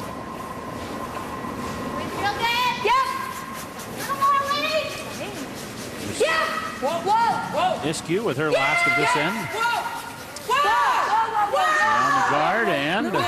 Little roll. That a girl. Shoot. Nice shot. Looking for more of a roll on top if she could. Again, just another big weight shot running straight again. Come up a little bit. Knowing that they want to get the roll, I've been surprised the last few games not seeing the teams work with board weight as much as they could be and bringing those sweepers in.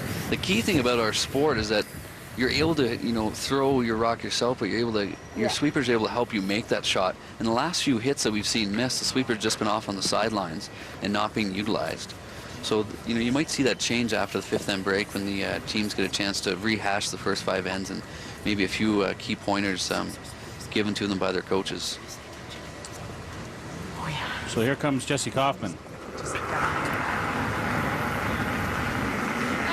Yep.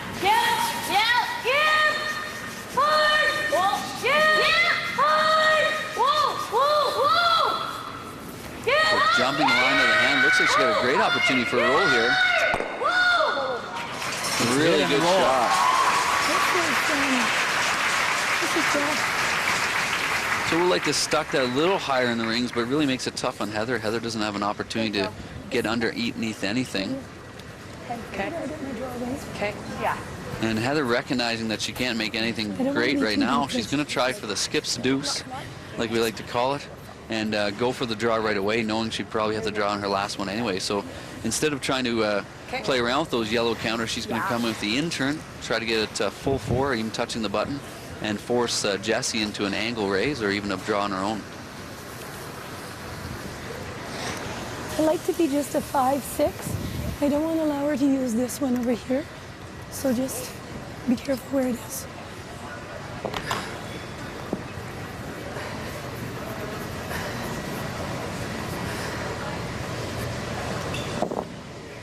What do you want out here?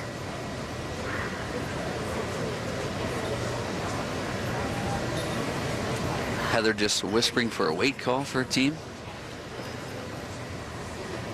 Getting an idea, it's a similar path that she had to go for open draw for 3, just a opposite side of the sheet, but out in no man's land there. Stay with it. It'll go. Where? Stay with it. Stay with it. Just waiting for the curl here. We have seen a lot of curl in the spot this week on this sheet.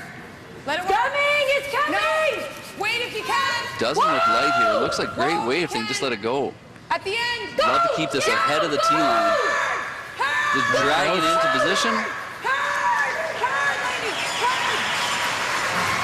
So a little deeper than Heather wanted it. They wanted to bury it though. She was looking for a 5-6, which is top 8 foot or top 4 foot. You can tell she's not all that happy with it. Shoot, she didn't bust in there like that. The key thing, Heather's concerned about not busting in there. The key thing is, again, the sweepers weren't really involved. Right, so we will see that extra curl when it's being swept into position. So that was almost a pure T-line throw by Heather. And had she thrown a 3-4, like just biting the rings and had the sweepers drag it that extra few feet, you would have seen that extra curl. Oh, yeah. Yeah, it was good because, I was thinking, you got to get to the stick out here. It's got to go. Well, finish. That didn't finish as hard as I thought it might. Yeah, but we were still way out there till the very. Final rock of this end for Jessie Kaufman.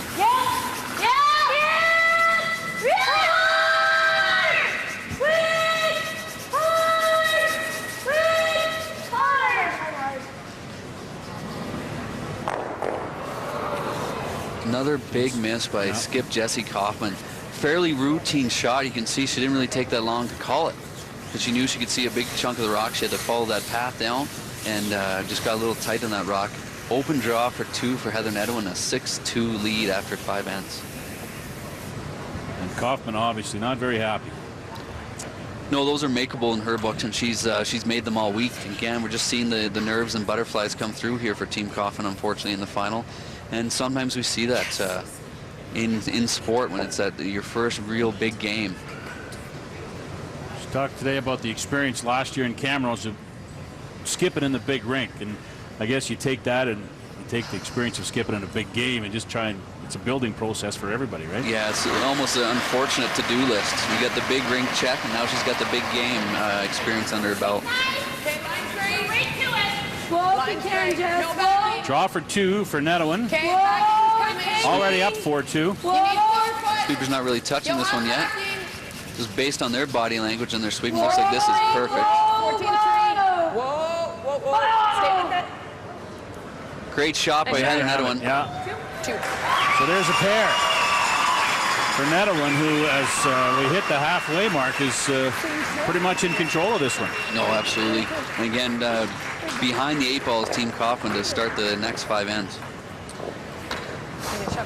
So she's had a real good start to this one. Time to finish it off. I know she talked this morning about last year. She thought in the same position they weren't winning like this, but that they faded, their game faded, and they kind of ran out of gas in the second half of the game last year. No, I hear it's going to be great to hear from Heather in this interview. Her team did exactly what they needed to do, come out with some great percentages and put the pressure on Team Kaufman. I love the fact that they threw Tankard in the first end and really made the statement. Just ended up with a steal of 1, but put the pressure on Team Kaufman, and Kaufman is behind the 8 ball now. Good look at a few replays for you from the 5th end. Again, some key misses happening out there by both teams. There's one on Jessie Kaufman's last one. That yellow one really should not have been play, and Heather Nedohin makes the draw to the button look easy. So a big draw here for Heather, showing her draw weight's in her back pocket, throwing this on the top button. Another 2, and that makes it a 6-2 lead. So she's obviously got a smile on her face as we head down to Jordan Greenlee. Thanks very much, guys. Game. Heather, your thoughts on this game so far as you're able to capitalize on a few mistakes and lead 6-2 through 5? Yeah, no, and the girls are playing really solid. I think our game plan is doing well. We wanted to make them make shots, and, you know, as a team, we're playing solid. Talk about that change in strategy. When you played them earlier in the week, you blanked the first few ends. You're a little bit more aggressive. Yeah, we thought as veterans we might want to take the experience of the crowd and the atmosphere and everything and trying to capitalize early. Well, what's your message to your team here in this timeout as you head on to the last 5 ends of this game?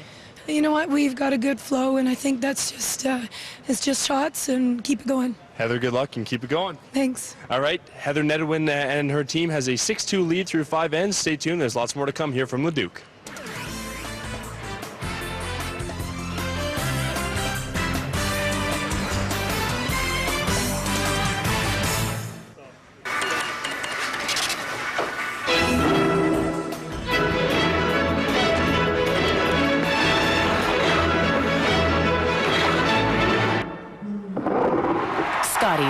Proud supporter of women's curling for over 30 years. Championship Curling is live on Shaw. Catch the final of the 2012 Scotties Tournament of Hearts BC Women's Curling Championship live from North Vancouver. Tune in Sunday, January 29th at 4:30 p.m. Pacific to see the women battle it out for the BC crown. Alberta Curling, proudly sponsored by Williams Moving and Storage.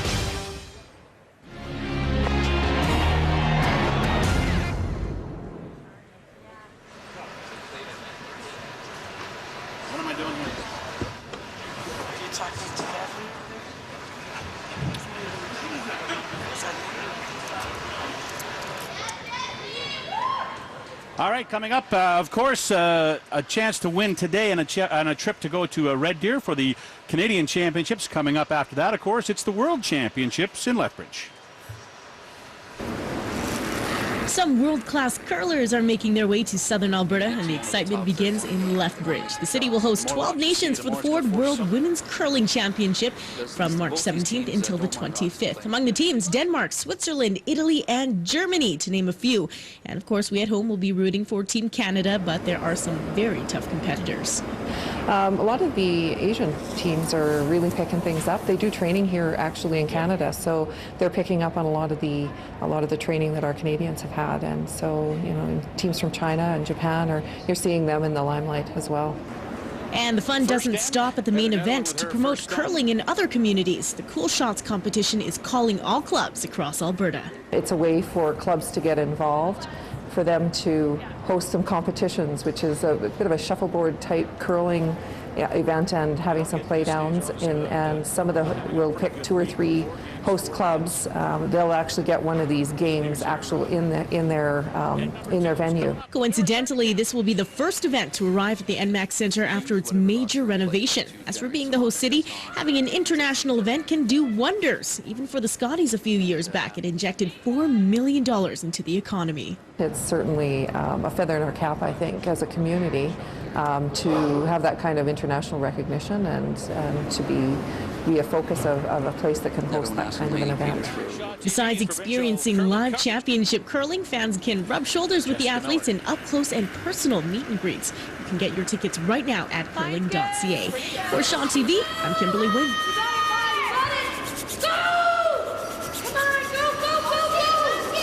What a great shot by Jessica Miller. We have completed 5 ends of play here in Leduc. Let's go down now to Jordan Greenlee. Thanks very much, Morley. I'm now here with Jessie. Jessie, your thoughts on this game so far, and what you said to your team in the 5th end break. We're struggling a little bit, clearly. We need to pick it up a little bit and battle a little harder, a little more aggressive, but we're not giving up yet. Talk about how you approach this end, or this second half of the game. When do you start getting aggressive as you try and get those points back and get this thing knotted up? Yeah, we'll be going aggressive right away here. It's as soon as we're back on the ice, it's going to be as many rocks as we can getting in there, and just hope for some mistakes, and hopefully we can capitalize on it. Jessie, thanks so much for doing this. Good luck the rest of the way. Thank you. Jessie Kaufman, as her team tries to fight their way back into this game, down 6-2. Let's head back upstairs to Morley and Paul. All right, Jordan, thanks very much. As Jessie talked about, down 6-2, a long way to go. And here's a look at how she got into the predicament she's in right now after 5 ends, a 6-2 lead for Heather Nedohin. As we get set to roll into the 6th end of play. And Paul, I guess we talked about it a lot, and it's probably going to be something that both sides will talk about when it's all said and done, if nothing changes from here, is the experience factor. This is totally new for Jessie Kaufman and her team, and Heather Nedohin's been here before. Not only been here before, but was here a year ago at this point. Absolutely. I just passed David Nedohin on the way to a break there, and the one thing I said to him, I love the center guard in the first end. And the statement he gave, you know what, so did I, and we talked about it, he said, along with the team, what they decided to do, they're playing to win, not playing not to lose. And that's what happened in the 1-2 game last night. They allowed Kaufman to hit up and down the sheet for the first 3 ends and get some confidence and put a few rocks in play, but also take those ends away. And that first end only allowed a steal of 1 for Team Nedohin, but the percentages already after that first end were, 25% in favor of Team Nedohin. And now we're seeing that confidence and shooting ability shine through, and it's provided them a 4-point lead in the second half of this game. It's the 3rd time they've played this week. And it's probably the first time that Jessie Kaufman has seen Heather Nedohin's, well, it's close to her A game as she's been this week in games against Kaufman. Yeah, totally, and they're making them play. And right now, you won't see the pressure taken off by Team Nedohin. The math in the second half, Heather can give up a 2-ender or 2 as long as she's scoring when she has hammers. So a little pressure taken off Nedohin, but they got to keep those percentages up in the 80s and 90s. So we get things rolling here in the 6th end. 6. Just cleaning. You're going to see this shot by Lainey Peters the rest of the game. When they don't have hammer, they're going to bring it right into the top 4 foot. Kaufman has no choice but to ignore it. 14-5. Bite 6. Bite 6. Bite 6. Easy, easy, easy. Talked about getting aggressive earlier in the game when she was down by 3. Obviously now, as we go to the 6th end, get deeper into this game, down by 4, she obviously has to take more chances and just try to create more. No question. Like, she's going to have to gamble a little bit.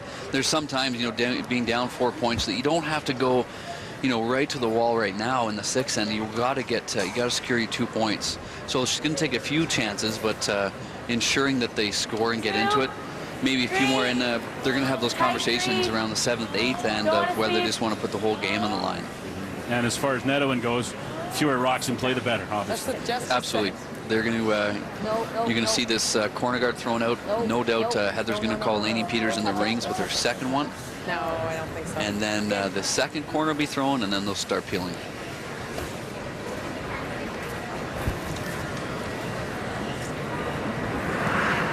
So there's the first by Enright. Now, Lainey Peters with her second in the sixth. One more weight.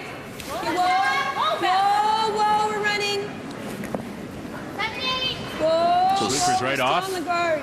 7-8. We've seen that pretty much all game so far. Is if you're pure draw, you won't get the finish. So they're saying 7-8. It was a hopeful 7-8. Nicely done, Lainey. And a little mistake by Lainey Peters. Not the rock positions that they wanted. They didn't want to create sort of set a basket up there for Kaufman to use later on. They were hoping to put them one on top of each other. Yeah. If we didn't keep it, that'd be perfect.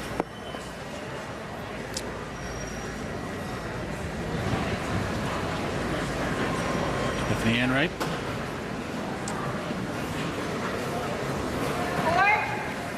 His shot's good. Line's good. Yep. Looking to come around that corner she just threw. Yep. Hard line. Really hard line. Really hard line. Go, go, go. Really hard, really hard. Hard. Skidded by. Yeah, just hit the back of that rock, but the amount of curl in the weights, great shot by Stephanie. Fully buried. Straight peel. And Heather Nedohin straight up for the peel there. Not going to mess around with any of those rocks up in front of the house. Word online from the Twitterverse is the fact that Jennifer Jones has come out of Manitoba. Surprise to not a lot of people, scrapping her way through some tiebreakers as she does, beating Chelsea Carey in the final there. Gotta go, Beth. Gotta go, Beth. Go, go, go, go, go, go, go, go, go, go, go, go. Go. Get in there. So a little miss by Jessica Mayer, and that's what Jessie Kaufman's team needs to try to get into this ring. They need to take advantage of those opportunities presented to them. Coder. Hey, Lainey, I need reminders regularly.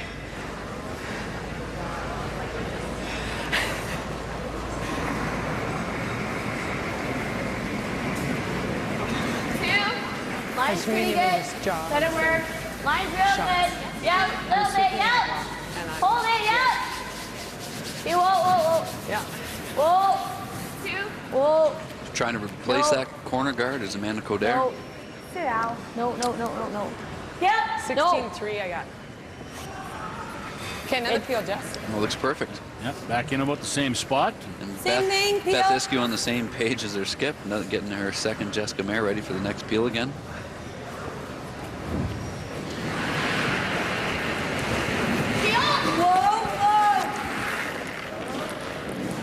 Jessica over curling on her first one. Trying to make amends for that and get this one straight out of the Nicely rings. done, Jess. Good shot. Great throw. Peel.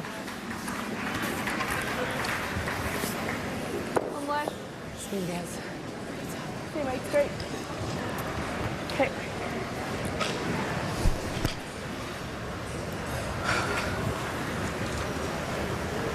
So Amanda Coder now with her second. Great listening to see some of the comments from Mike McEwen, a top curler in the world in his own right, watching his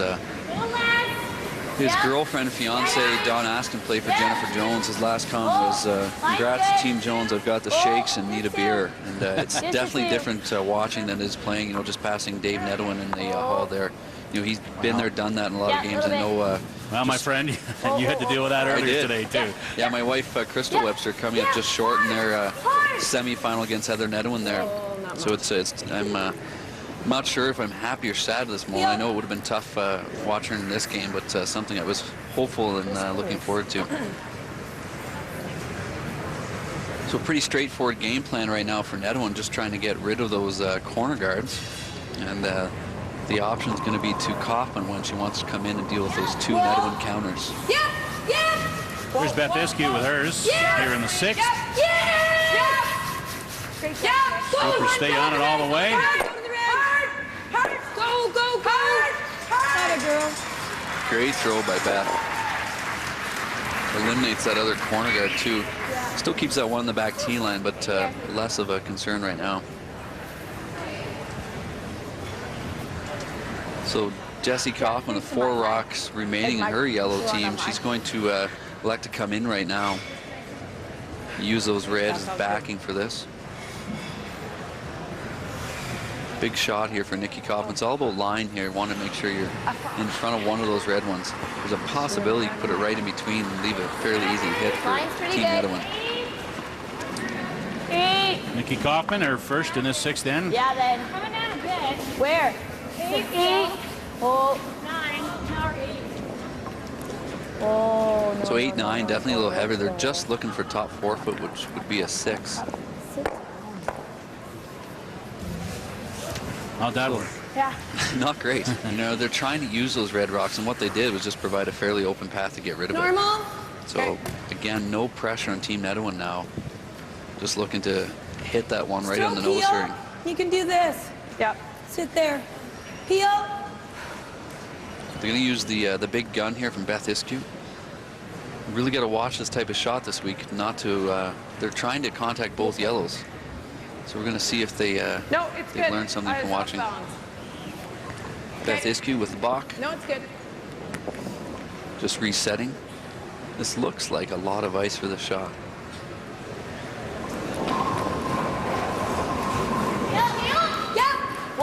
It's got some weight.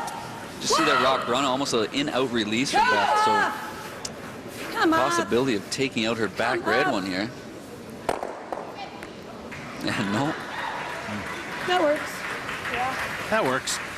Sorry, Jess. I'm pouncing hers for early. I need to. Yeah, it's probably about an 8 weight. So just seems to me a little bit less. Good throw by Beth. Again, I just think they had a little bit too much ice there. Okay, so then Heather did jump and admitted to that mistake. Nice thing for Team Nedohin. Good weight. Okay. So I just don't need it. So you see, the nice thing for Team Nedohin on this one is that back red one rolls into 3rd shot, so the yellow one on the top right is still 4th shot. So Team Kaufman going to need to deal with all 3 of those Nedohin rocks if they want that other yellow one to count. Kaufman. Coming in hard. Right out. Gets one and a piece of another and hangs around. Really good shot. Step by step trying to create 2 points here. Okay. What kind of weight do you want to throw? Normal. Okay.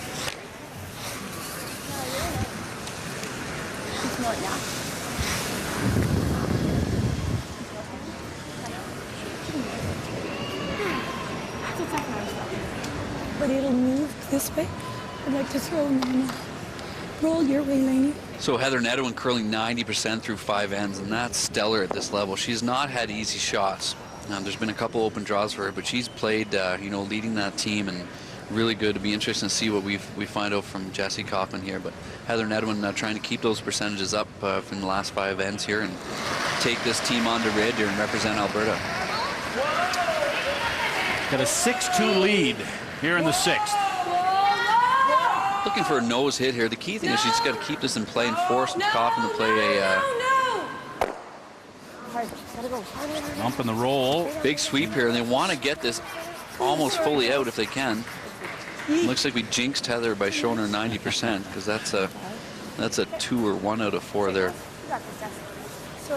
Remove the rock, but just roll too far. So allows Jessie a fairly routine nose hit at the back here to lie 2. Again, that 2 points we're talking about, that's crucial for them in this end just to get back into the scoreboard. Patience, obviously, part of this too for Jessie. She can't try and make this deficit up all at once. They try and chip away at it, which is hard to do, I guess, when you get down quickly like this. Yeah, but don't say you're out of it. Just getting in up. Yeah, so big difference there, 55%. We've seen a number of big misses from Jessie. I mean, her coach, Leslie McEwen, probably had a big talk of just wiping the slate clean and trying to forget. So a big shot for here to get a little confidence here. It's an easy open hit, but we've seen a few of those over curl for Jessie this game. Can't roll out here. Go. And just perfect. Hangs in there. So just and never say die opportunity. We're getting insight from Twitter here that Tracy Horgan from Northern Ontario steals 3 points to win the Ontario championship over Rachel Homan. So Rachel Homan, the defending champ there, undefeated all week. losing that final. And kind of the same thing that might be happening here in Alberta, the undefeated team losing the game right now. Looks like there'll be some new faces in Red Deer, along with some old faces, as we've heard already today. The new Alberta champion, of course.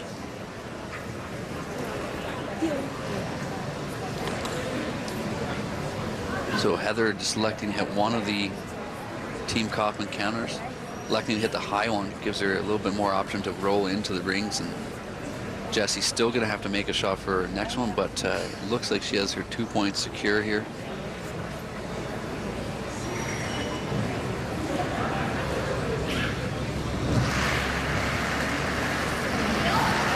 Her final shot of this end. Whoa! Yeah! Yeah!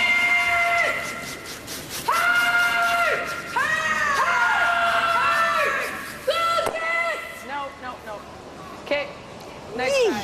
Roll right out. Looks like they're gunning for the double there, and I love the option. We didn't hear the conversation about that, but nothing lost, knowing that she's going to have leave Jessie a fairly easily open shot for two. Heather just putting it all in one basket there and going for the double.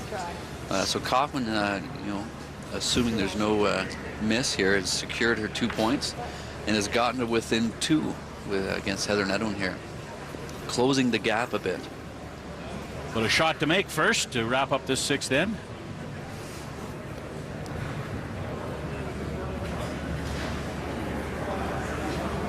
Long day for Heather Nedohin and her crew. They were in the early game today to win that.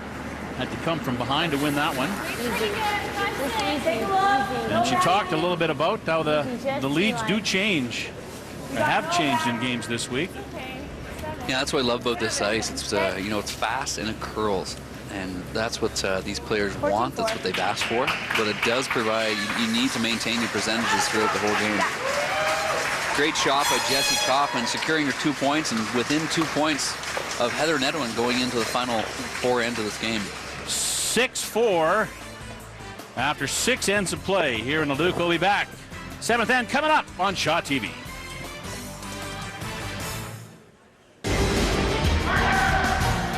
Alberta Curling, proudly sponsored by Williams Moving and Storage.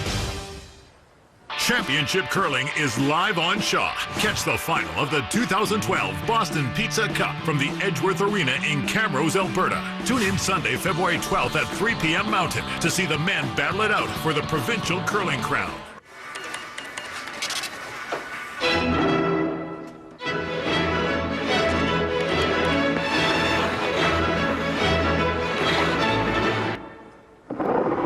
Scotty's, proud supporter of women's curling for over 30 years.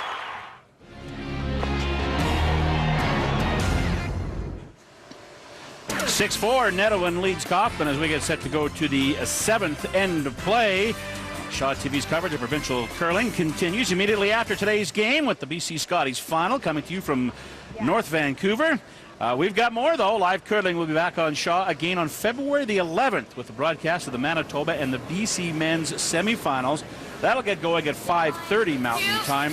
Following day, it's curling all day on Shaw TV, starting bright and early, 8 a.m. Mountain Time. We'll kick it off. 12 hours of championship coverage. We'll crown Manitoba, Alberta, and BC men's provincial champions, all curling all day long on Shaw TV.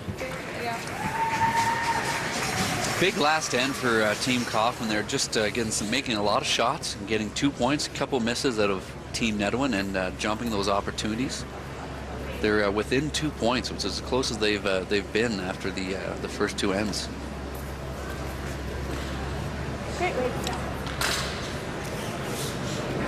So no choice for Kaufman but to pursue trying to steal here, if not a force. If they can keep this going, if they can force one and then try to get their 2 again, then there's opportunities for them to get back in the board math-wise. We just said never say never. There's the game out in Ontario with Tracy Horgan in her first final, stealing 3 to win against the more, I hate to say veteran because they're not a veteran team, but the more experienced Rachel Holman rink. 14-4. Whoa. Higher the better. Higher the better. So there's the nicely done first shot from Megan Peters. 14-3. This is a little deep by Laney. They'd love that to be top 8 foot, top 4 foot. This just provides Kaufman with a little backing for this one by Stephanie Enright. Yeah. There's, again, a little miss, but something you need to take advantage of if you want to get back in this game. Enright with her second here in the 7. 6-4. Nedohin leads Kaufman. Getting some feedback from Jeff Walker. Former, I guess you're never a former, but former world junior champion with Charlie Thomas's rink, and now playing second for Team Gushu out of Newfoundland. He decided to make the trip to Newfoundland this summer and sign up with that team full time. So good luck to him on his Briar run.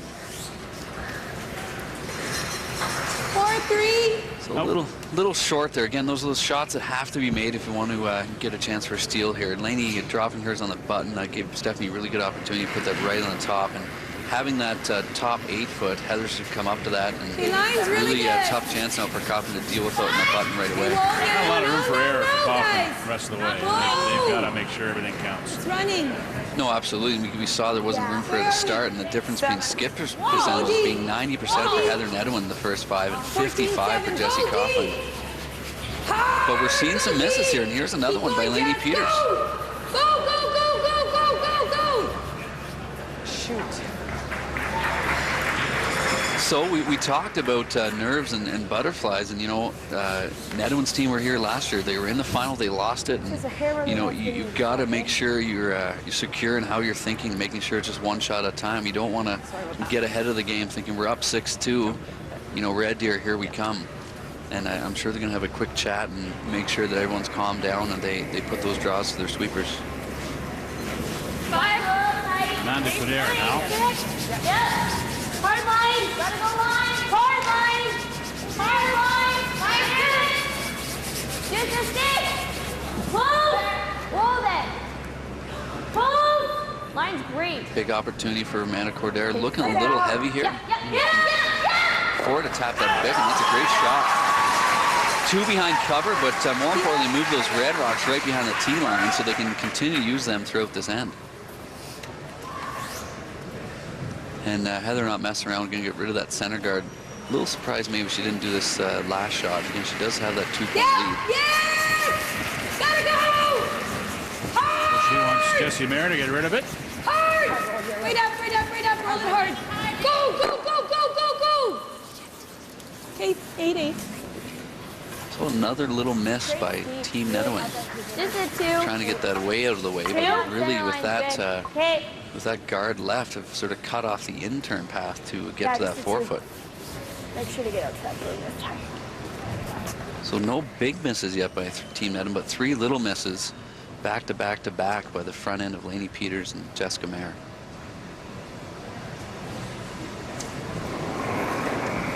Amanda Codera up with her second of the 7th end. 3. Hold. Hold it. Line's pretty good. Hold. Yep. 3. Hard line.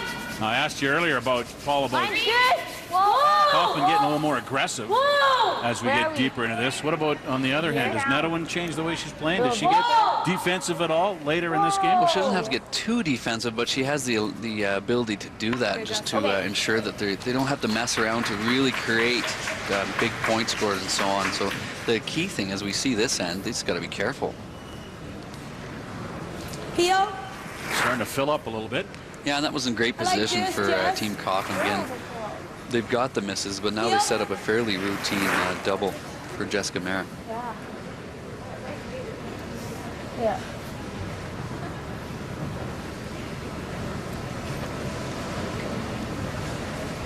Heather going to try to come across the rock. Again, this looks like a little bit too much ice for Peel here. She's trying to get both those yellows out of the way. She's pretty happy with it. It's already coming across that center line. Starting to make the move. Really great shot. A piece of both of them and gets rid of both of them. Tic-tac-toe coming into the center there. And great call by Heather Nedohin. It's why I'm sitting up here and she's not. And under her breath, Heather says, "Thank you." So just watch her, this sort of feathers in between both those yellows. She gets the yellows out of the way, but the nice thing for Team Nedohin is it keeps coming. and then bounces this yellow one, and they're left with some great angles. Yellow's still on the button. Now, Team Kaufman has to be really careful. So there's the tic-tac, and here's the toe. And now Kaufman's got to be really careful. They do have those 2 red ones on the back, which is nice for Team Kaufman. 4, 5, 4. Nikki Kaufman. 4. Line's pretty good. Just here. You're going to freeze that top red one. As long as we're not bumping. Gotta go a little. No. We can't. Love to hear a little bit more of this front end, just about exactly where it is. We got to go a little, but I don't know where it is.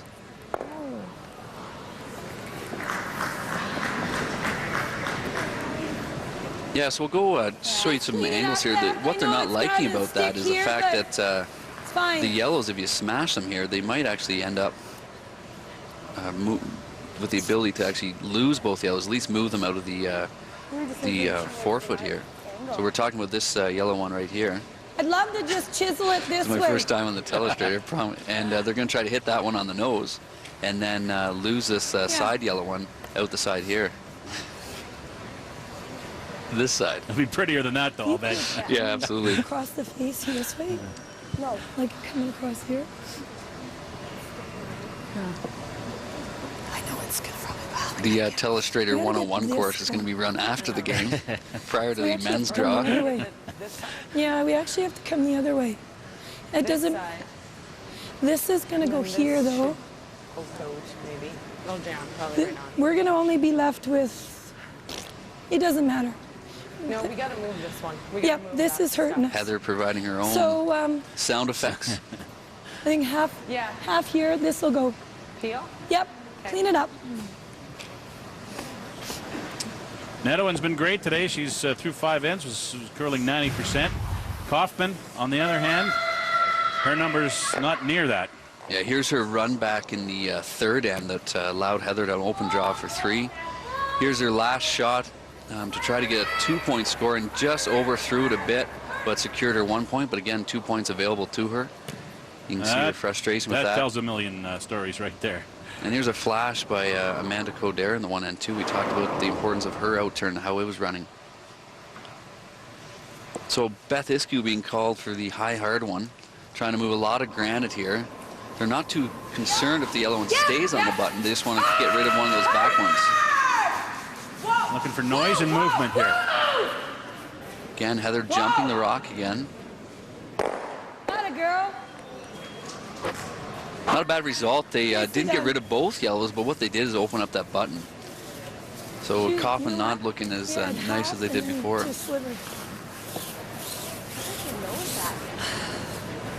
So Heather saying they did have half and there's a sliver. She also said earlier on Jessica's shots that she was just jumping them back in the 5th end. She had to be really careful with that. And right out of the hand there from Beth, she got the sweepers on really hard for about 10-15 feet, and that might have been why they fell back there. Yeah.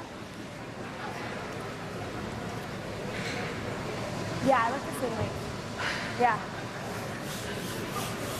Someone can see. It's like Jessie's trying to come around that higher center guard that was left there by Jessica Mayer. Nikki Kaufman's first.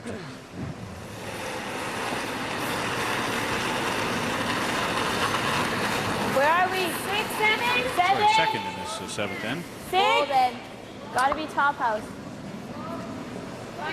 Top of the house, you heard her. Line's real good. Oh, we're gonna overcurl. So they're drawing for trying to get third shot here behind that guard. Sit down. Shoot. Line's really nice important. They couldn't get second, so I'm not sure why the frustration there.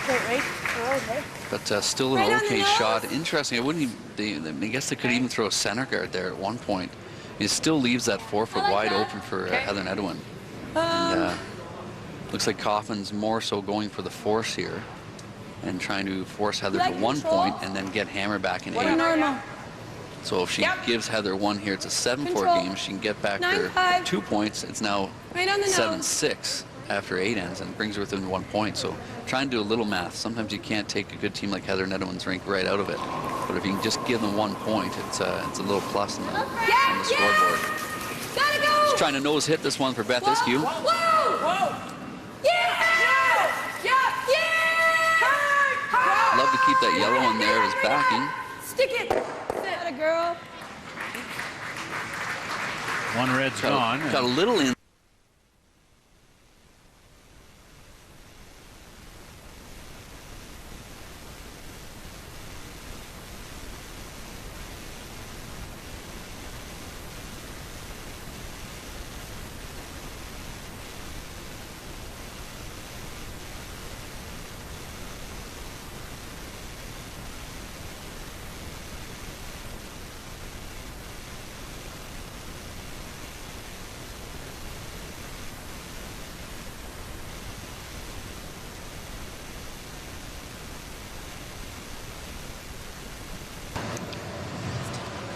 So we had Jessie Kaufman at 55% after 5 ends. And now after a fairly stellar 6th end, she's up into 63. And it's not a big jump, but she had a couple big zeros on there, so it's going to be hard to get her back in. The key thing is she's getting some perfect shots out there. And by all accounts, this one's looking really good already. And curling kind of from an unfamiliar position of late. She hasn't trailed much. She's been, well, she's won a pile in a row after dropping the first 2 at the Northerns. And exactly where she wanted that one. Again, absolutely going for the force of 1 point here. Knowing that the steal was really out of play. She could still get a steal here. So great throw by Jessie. The sweeper's just following it up right now. And she wanted to roll here a little bit, not leaving a double for Nedohin. So rolled just a bit, but still remained 3rd shot. And Heather Nedohin now looking at 3 Kaufman counters.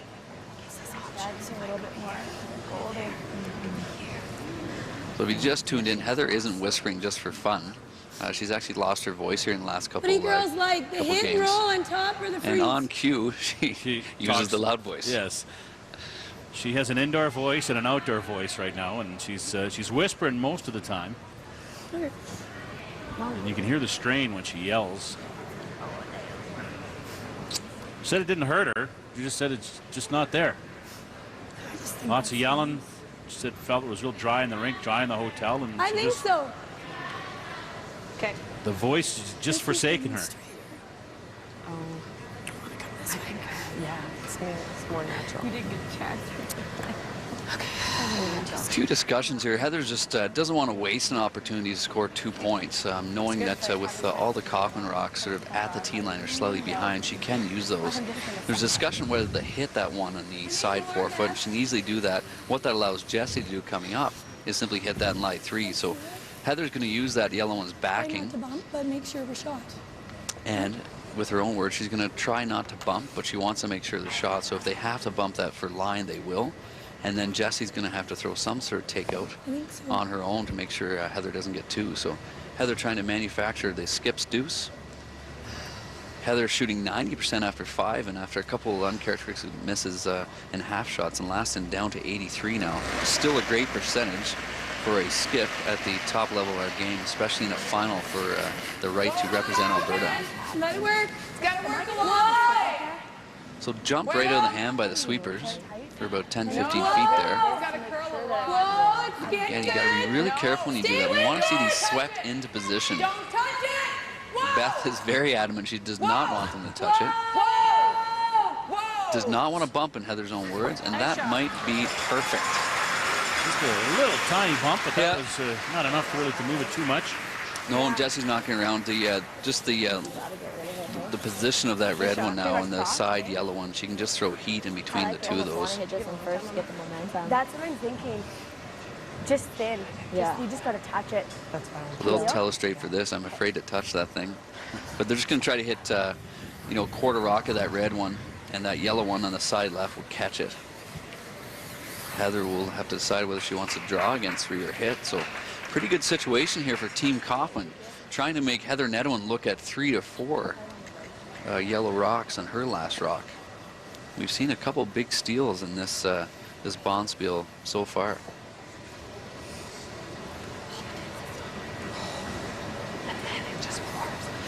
Nedohin got her with a couple of steals, and 10 and 11 in the game earlier today. And has built up a 6-4 lead as we get near the end of the 7th end here. Leduc. Whoa. Keep shot.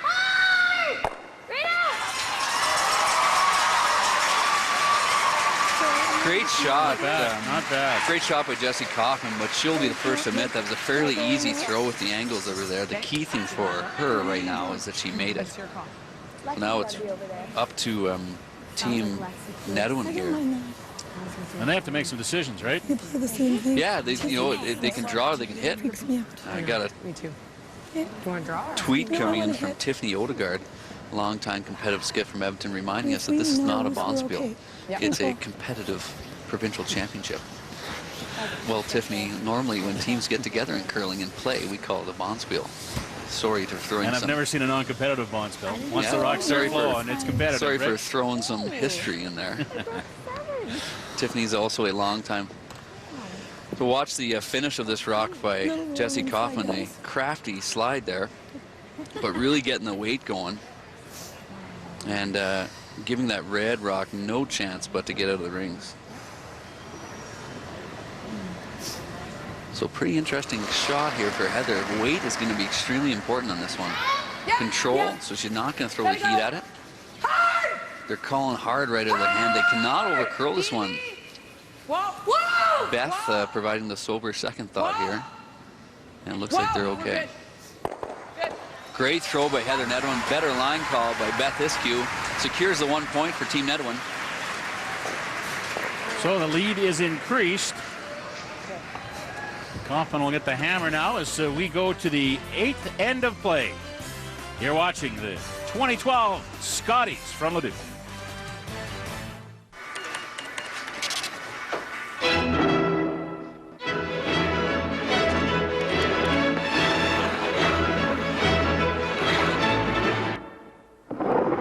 Scotties, proud supporter of women's curling for over 30 years.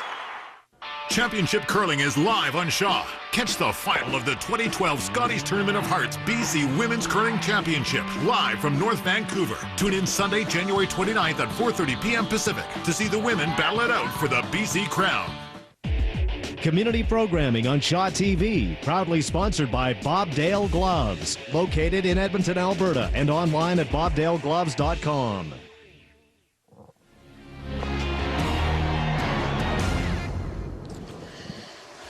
Morley Scott along with Paul Webster and Jordan Greenlee back at the Leduc Rec Center inside the Sobeys Arena. As we go to the 8th end, and the lead has increased for Heather Nedohin. The key thing there is the lead's only increased by 1. So, you know, a small little win for Team Kaufman. They would love to steal there and get the point for them. But holding Heather Nedohin's team to 1, if they can get their 2 here in the 8th end, it's a 1-point game. We get things going here in the 8th. Sit. Try and be Lainey Peters. Yeah. So Heather reminding Lane that she wants her to try to be a 5-6, because again, that's just a little too deep for the...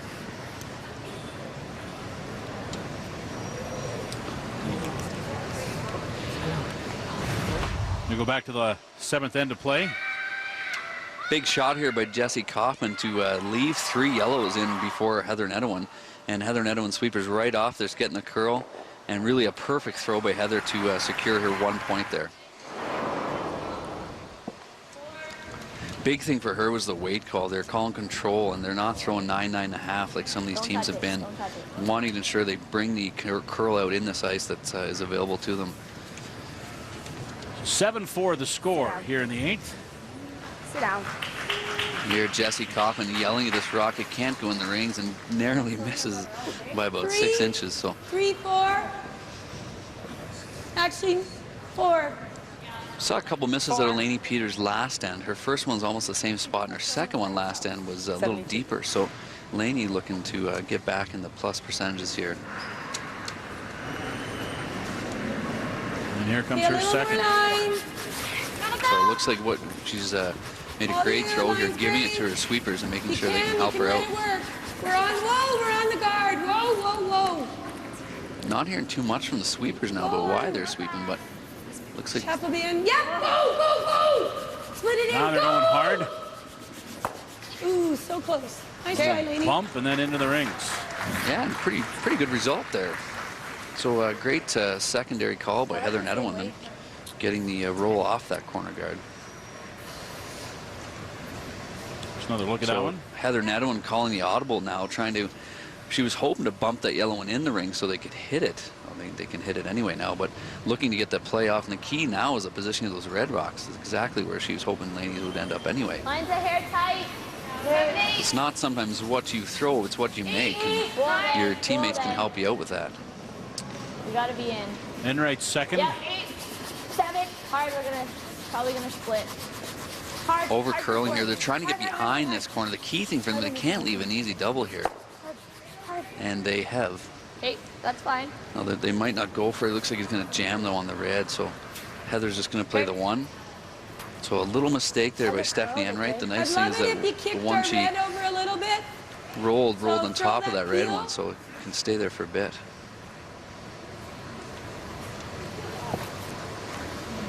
Jessica Mayer with the out turn hit and roll opportunity.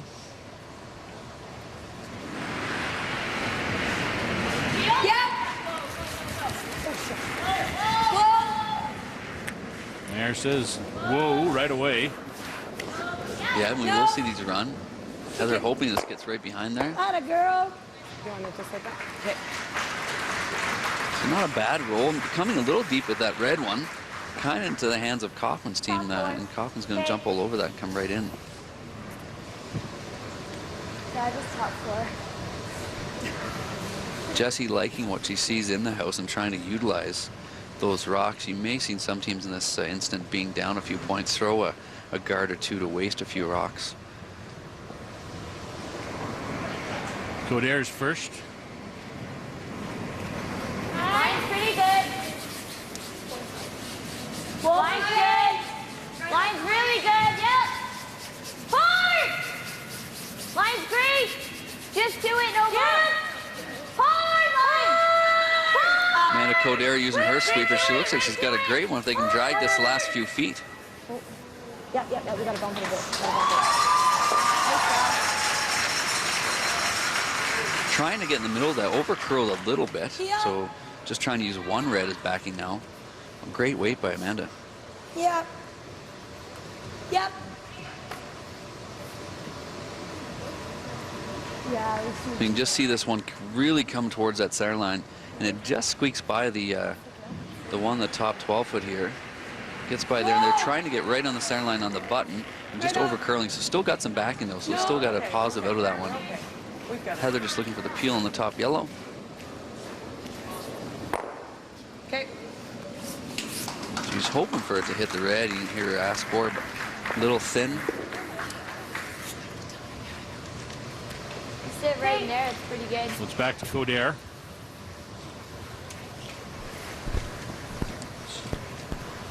Did I get up to the stick there, Jess, on that last one?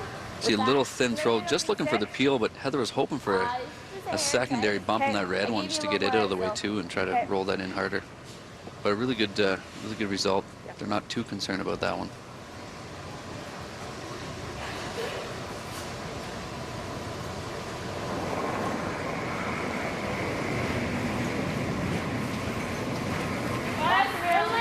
Lots of room. Time the line. Let it work with it. Whoa. Whoa, guys. Whoa. Sweepers on this Funny, one. everyone's saying whoa, and they're still sweeping. Okay, yeah. Hard. Just waiting for it to curl past that red one, the top 12 foot. Line's great. Whoa. Great weight again by Amanda. No. Heavy, if anything. Oh, just by. Whoa. Muscles in nicely. We're not getting a lot of feedback from the front end there. We can hear, I mean, we have a few players mic'd out there. We can hear them pretty loud and clear. And they swept that one for a fair bit, and they almost missed it because of the sweep. I mean, they didn't need to bump this one in the rings. They just need to freeze up to it. But it takes this So, you know, the sweepers there making sure it was perfect, and almost in doing so, almost created a miss for Amanda.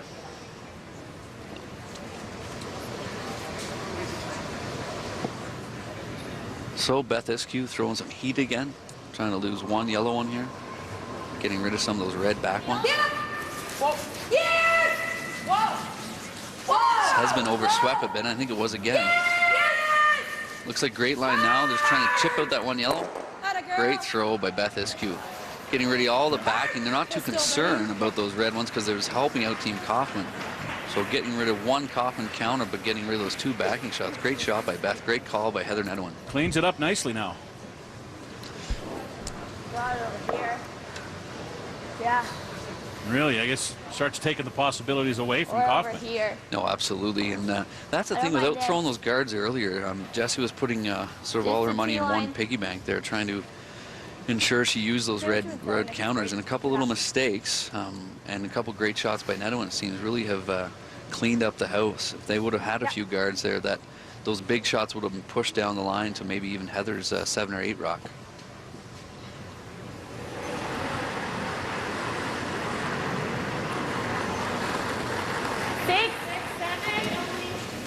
Just a 7, guys. Easy. Nikki Easy. Kaufman's first. Let it work. I think we're okay. Reach your T line. Let's see, just down. Okay, nice throw. Just a little heavy by Nikki, and as Heather's indicating there, provides a fairly routine double for Beth Iskew. Half rock double. Yeah, half support. Heel.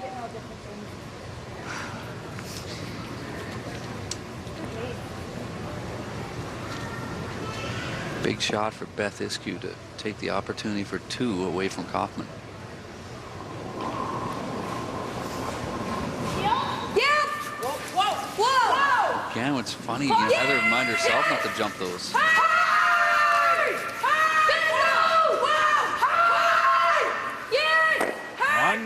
And 2. What a shot by Beth Iskew. Great throw, great result. Team Nedohin sitting 2 points. And without those guards in play, Jessie Kaufman have no choice but to call the freeze in the rings. And really limited for her offensive choices here. I mean, she could try to even come in, turn around that top 12-foot red one. It's a great throw, great call too by Heather. Half rock double, there's the half rock, and here is the double. Well done, Beth Iskew. Now Nikki Kaufman's second rock of this end on the way. Pretty much the same spot, same weights she needs here. Really hard line. Really hard She line. makes this perfect. It could help getting her team back into that 2-point score. Okay, Weight's great, line is not. So they're trying to freeze that, and the weight was perfect. Just over curled a bit and leaves a fairly routine shot for Heather.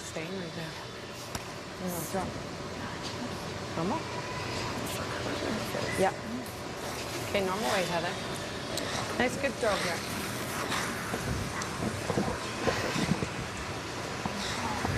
So Heather Nedohin. I knew it would come up again, but... They lost last year in the final. Just got some updates already. We talked about Heather Smith-Dacey getting out of Nova Scotia. We talked about Tracy Horgan stealing 3 and winning the Ontario title. We know that Jen Jones did her traditional tiebreaker semifinal every game she could play to win Manitoba. And then Saskatchewan's also happening right now. So Heather Nedohin jumping up a little bit. We saw her at 83 there for a bit, 86 now. She's making some great shots for her team. She can pick this one. She just doesn't. Yeah, that's all she's going to do right now. Just pick that yellow. Good. So good result. I mean, she could have stuck there with her shooter, but no stress there for Heather. We're getting them anyways, so. Well, I didn't want to take all of them. Yeah. I didn't want to take them. She's trying to nurse a 7-4 lead to the finish line here. And doing a good job of it there. Just, again, we keep going back to the fact that Kaufman's team could have thrown an extra guard or 2 and tried to bring those guards into play, but elected pretty early on to go into the house, and hoping it paid off for them with a couple shots by Beth Iskew. She cleaned it right up. So we heard from Saskatchewan that Michelle Inglot's playing Stephanie Lawton in the final there, and Inglot is up 2-0 after the first end. And they're all going to meet in Red Deer in a few weeks' time. 6-7 of the hand, which is right there. So again, almost taking the sweepers out of it. Now they're saying 8. Whoa. Just to it. Let it work a bit still. Let it work. Let it work. Got to curl. Yeah, it just looks from up above here. Just looks way too heavy. Just taking that curl right at. Oh, and a pick. Starts to.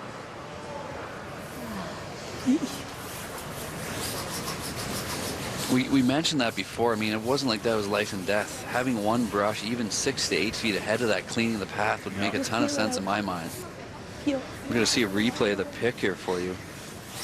And again, the key thing about this pick, watch this. So now they're right off. And allowing any debris on the ice, if it's there, to get in the way of that rock. And 3, 2, 1. Oh, there we go. And there we go sideways. You can see the scratch in the ice there. Nothing wrong with keeping it clean, right? No, nothing wrong with keeping it clean. You don't have to be right beside the rock. You can just sort of go ahead 8 to 10 feet.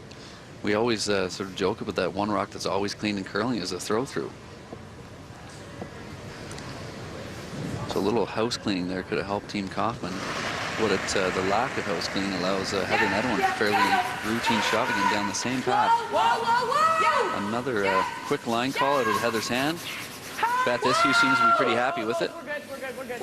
Love to lie 3 if they can. This one's going to stick around this time. Out of the 4-foot, which is really nice. So there's no backing here for Team Kaufman. Jessie's going to have to decide if she wants to hit or draw. And she's elected to hit.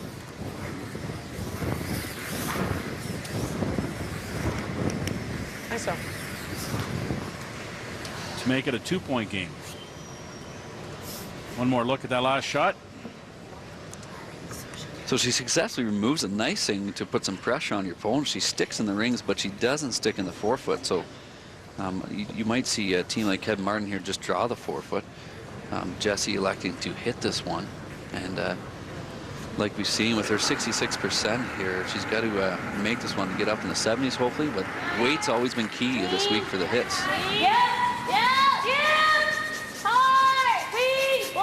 It looks like they're great based on the line call. And now they're cleaning this one all the way up. 1 point, Team Kaufman. So that'll make it 7-5. Nedohin leads Kaufman as we have completed 8 ends of play. 2 to go, maybe more, who knows. It is a 2-point lead for Heather Nedohin at the Scotties in Leduc.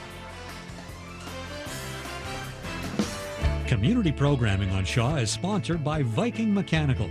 Plumbing, heating, gas fittings. For information, call 780-PLUMBER.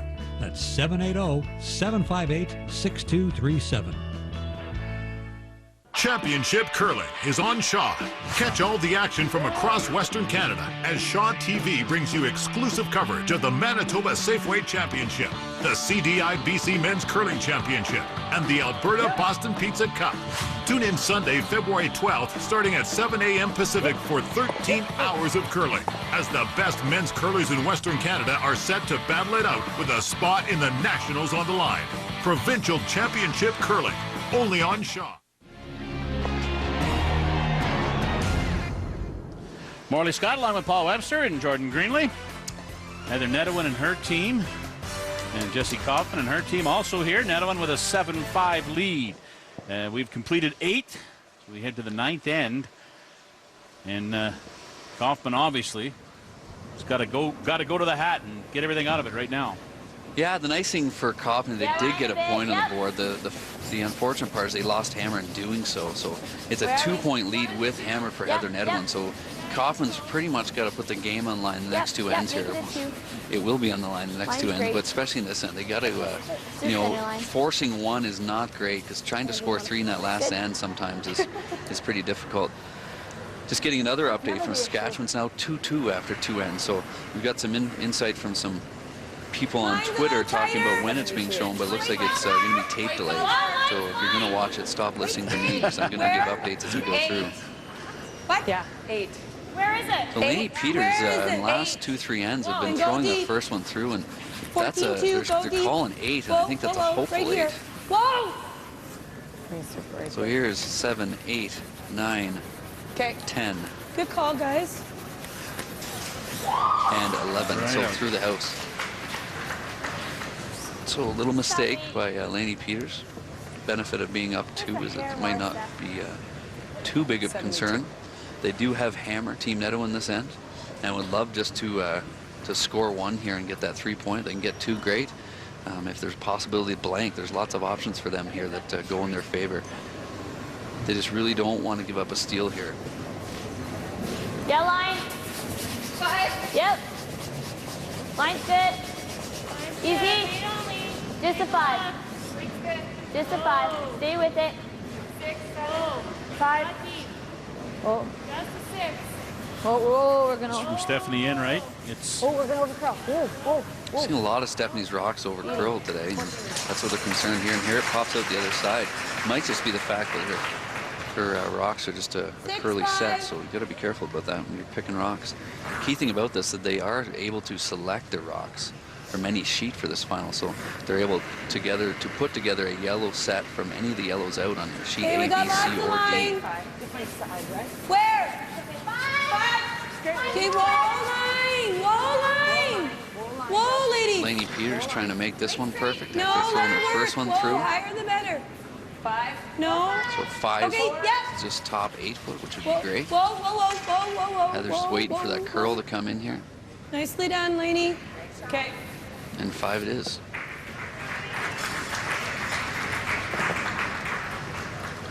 Being wide open allows Kaufman to decide to play a hit. Okay. You know, it's interesting to comment. I think we have to. Well, you don't. I mean, there's opportunities to throw another center guard there. It just depends if you want to, you know, try to go for the steal right out. And it's interesting. You might have want to kind of have a conversation with that because, you know, forcing Heather to 1 here is not a great math on the board. So, you know, to be down 3 trying to take 3 in the final end, it's not easy against a team like Heather Nedohin. So they're deciding early to play a little defense here, and that might come back to haunt them. I think you'll see Heather go right out and get rid of that center guard. So roll behind center, but you know, if that ever becomes open, it's a fairly easy double in there. Just straight peel. We don't need to play it cute. Nice shot by Amanda. Straight peel. Successfully making what she was asked to do. As much as I might have thought it might have been the wrong call. Looking for the peel here. Yep. It's like a great throw here from Jessica Mayer. Nicely done, Jess. Getting half rock and rolling both out. Nice shot. Just what they wanted. This is 2. Okay. So they're going to play this game for a bit, throwing those guards back up and Nedohin peeling. Positioning of this guard is going to be important, so Nedohin can't get back at those yellow rocks. But Heather at this point is not too concerned about them because the one's just full 8 foot, so the 4 foot's wide open for her last one in a single point.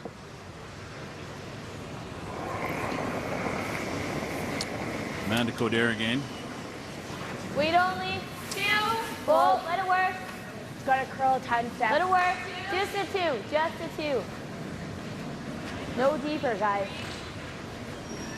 No. We're staying right off it. No. Don't touch it. Don't touch it. Don't touch it. Looking for just a higher guard here. The concern in Jessie's voice is that the closer you bring that, almost right up to it, it allows you to run that into it.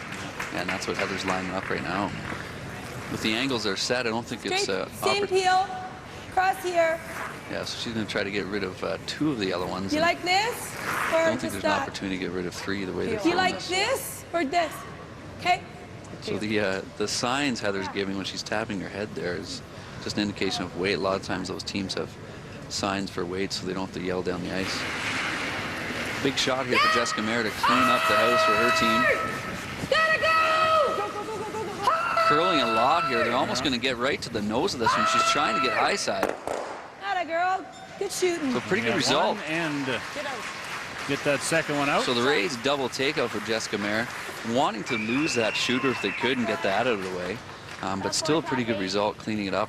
But leaving that center guard for Jessie Kaufman, she's going to jump all over that and use it right away. Not moving that much. You can see this replay here. They're trying to hit half a rock of that one. You can just see it right now curl straight to the nose. And the good thing for them, they did get rid of 2 of those yellow rocks, but left that center guard that's going to help Team Kaufman. And if this one's fully buried, I don't think you'll see Heather take a second, and she'll call the same sort of shot, some sort of in-turn run back peel with hope of getting one of those back ones. Where are we? Well, here comes Nikki Kaufman with hers. Easy. Yep. here in the ninth. Kaufman down by 2. It's 7-5 for Heather Nedohin. It's a great shot here by Nikki Kaufman. Fully burying it. Just coming out the other side, there might be an opportunity to double those yellows off by themselves. Okay.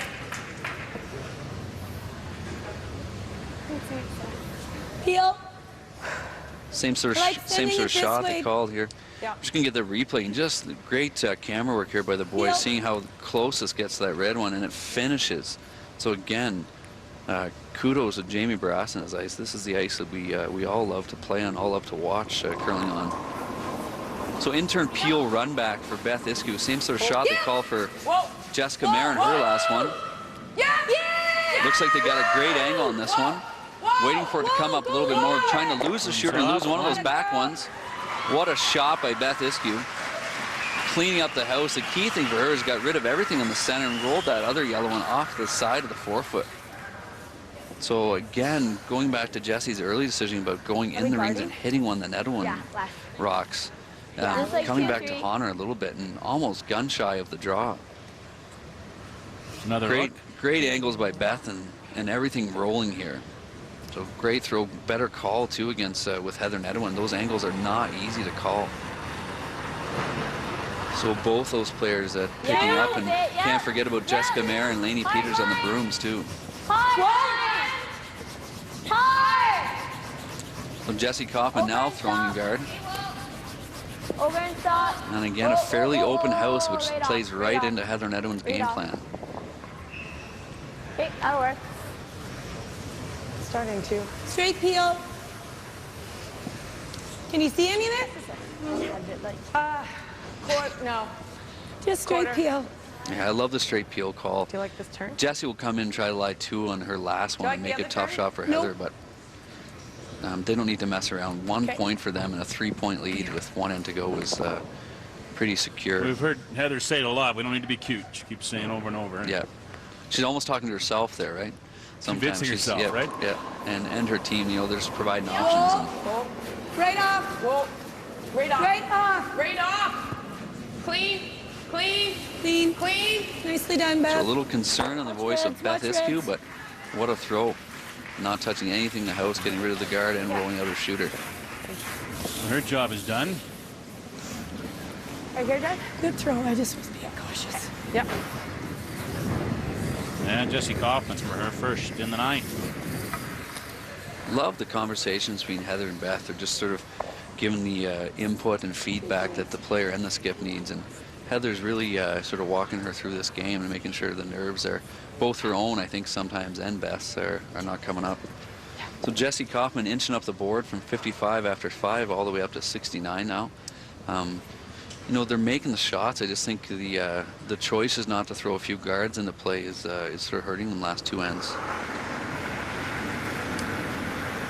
First one of the ninth for Jessie Kaufman. 2, 2, 3. It's one of those situations where you know mathematically there's a great chance that you're going to lose the game, but sometimes you got to not worry about losing by a big margin and put it all on the line, and that's what they didn't do in this end. They had an opportunity early to throw another guard or two and elected to hit a Nedohin rock with the 3rd rock at the end, I believe it was. So guard thrown, guard called. Nice shot by Jessie. Looks like the yellow one is fairly wide open. We'll see if Heather goes for that one. Well, my only concern is if you just chink it over there and then it makes the guard better. But straight peel. Like, I like she's this still call coming in again. here, Beth. Okay. This keeps it clean. Peel. Okay. Well, Peel's the call. Again, like Heather said, because that shot's wide open, it's not touching the forefoot. If they went for the shot rock right now, they could even. It just gives Jessie a better opportunity to make it better. Here's Dave Nedohin and husband Blaine Isku of Beth's fame, just watching the game and trying to stay out of the limelight. Probably having the same conversations off the ice that those two are having on the ice. Yeah, just a little nervous, right? But they look fairly calm. I've seen them last year too when they were going through some of the stress of losing that game too. We always say happy wife, happy life, and when they're winning, they're usually pretty happy. A big out-turn peel here for Heather Nedohin with her first in the ninth end. Looks like it's a little tight. They got to roll the shooter, and they do just enough. So that's good. That's a 4-4 in my book. She didn't get out of play, but she got it out of the way, and puts the pressure on Jessie Kaufman to put this one in a good spot. Didn't hear the call from Jessie, but I would assume she's coming into the rings. But she could even be playing a guard with this ice, which is a little interesting. She's hoping for a miss on a draw by Heather Nedohin, and Heather's had her draw weight all game. She just need a piece of the forefoot to take one here in a 3-point lead, but she still has to make it. So Chuck Kaufman's going to try to use the only rock she has in play as the counter. Last rock of the 9th end for Jessie Kaufman. Okay, well, let it work, then. It's got to work, Steph. Who struggled early in this game, but has brought her percentage up quite a bit. Coming over. Stay close. Since the 5-end break. Gotta go, yeah. Put the guard up here. Hard!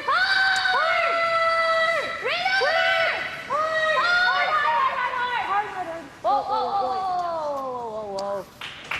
So drawing into the rings. And lying to. Heather's looking at the double. Yeah, well, we want to hit this. Wait. We want Two choices here. She can draw a forefoot or play the double. Yeah. Oh, okay. So looking at normal weight, they got to hit this on the nose or slightly inside to make sure they have to get rid of both those yellow ones. A little less. Pretty confident the way she's hitting here, because you might see a lot of other skips just elect to draw a piece of the forefoot. So it'll be again interesting to watch how they call the line here. They have been jumping a lot of these shots out of the hand and then hitting them slightly high. So we've got to make sure they don't do that here. Fairly routine double for Heather, but it's sometimes not routine when it's in the final for a provincial championship. Shooting 88% through 8 ends. Last rock of the night. Whoa. A 2-point lead Right for off. Nedohin. Looks like she's possibility to jam. They could go the other way. Go! Oh. Looks like it might be pretty close to one. So from up here, it looks like it's one red. One? Yeah, one red. One red. There you go, one red. Great throw by Heather Nedohin. The even better indication was how she read her own release. So a big point for Heather Nedohin, a 3-point lead going into the final end of this Alberta Championship. 8-5, the 10th end to come from Leduc. The 2012 Alberta Scotties. Championship Curling is live on Shaw. Catch the final of the 2012 Alberta Scotties Tournament of Hearts from the Leduc Recreation Center in Leduc. Tune in Sunday, January 29th at 2 p.m. Mountain to see the women battle it out for the Alberta crown. WHL hockey is live on Shaw. Catch the NHL stars of tomorrow today. Don't miss the excitement when the Red Deer Rebels look to dish out a little capital punishment when they hit the highway north to meet the Edmonton Oil Kings. Tune in Friday, February 3rd, 7 Mountain, 6 Pacific for great junior hockey action. The Western Hockey League, building the world's finest talent. WHL hockey, only on Shaw.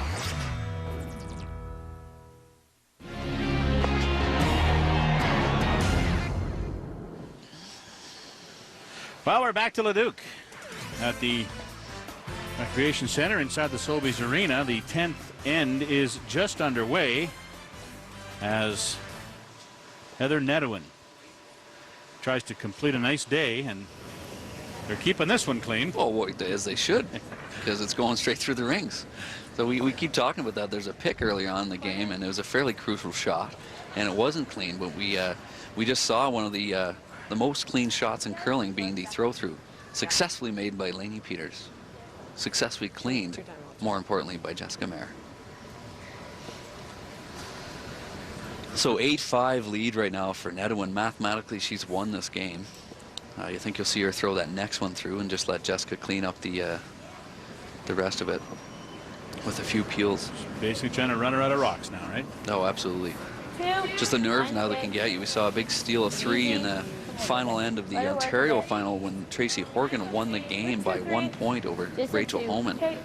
So that final end of a big championship, you never know what can happen.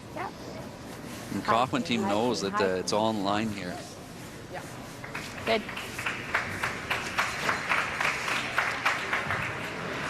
Beth Iskew going to be showing her cleaning prowess here. Great throw by Lainey Peters. A lot of the leads love when they're up 3 or 4 in the final end because there's no stress for them. All the stress goes right on to the second, third, and skip. No guard. So how does Kaufman have to approach this? By making 8 shots. They need some misses out of Team Nedohin, and then they cannot miss anything. So they've got to keep the guards in play, something that she has not wanted to do, but is dictated by the scoreboard now. So she's going to try to keep a few corner guards in play. Nedohin's going to go up and just continually rip one of those. They'll go round 1 at some point. Line's all right.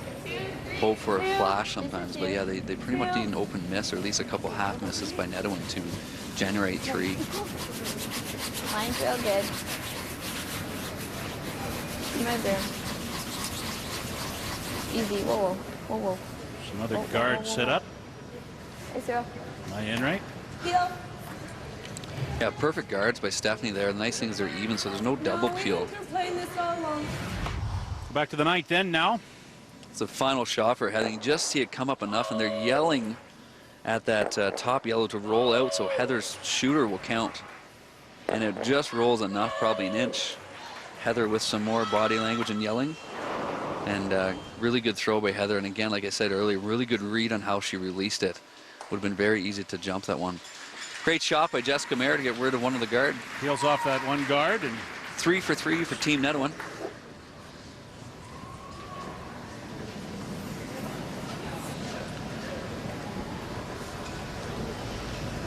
tough end to play for Kaufman, obviously, because you can be perfect and still not get any help, and you're still going home. No, absolutely. They can throw 100% in this end, and if Nedohin's team does the same, there's no chance. Can you clean it? Easy clean, easy clean. Whoa, whoa, whoa, whoa, whoa. Just clean, just clean, clean. Clean, clean, clean. Okay. Making sure those guards get in good positions. So there is a possibility of a long double there, but Heather not messing around. She doesn't need a double peel right now. She's going to go the same line that she asked Jessica for last time.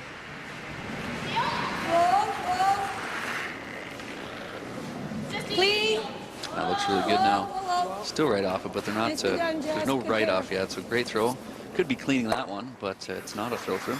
So Lainey Peters does her job. Jessica Mayer does hers. 4 for 4 for Team Nedohin. Great throws by Jessica Mayer, doing her again. Easy shots, and they'll admit that, but it's not easy when you know that. It's a little on the line, right? Yep, absolutely. Trip to Red Deer and a Team Alberta jacket on your back. Line's good. Here. Easy. Coder shot. Easy. Whoa, whoa, whoa, whoa, whoa, whoa, whoa, whoa, whoa. Great shot by Amanda. Gotta go. Yeah. So Heather going to stay on that out-turn path that she knows so well here. Beth Iskew taking her time, using some deep breathing techniques, no doubt given to her by her sports psychologist to make sure that she recognizes that this is just a shot.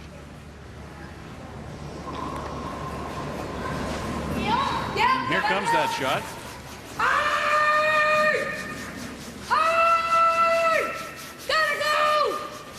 Gotta sweep this all the way out. They want this out of play if they can. Nicely done. So a little half miss, but not that bad. It would have been worse if they left in that one spot. Jessie's got a choice to come around that now and try to use the two guards that are there.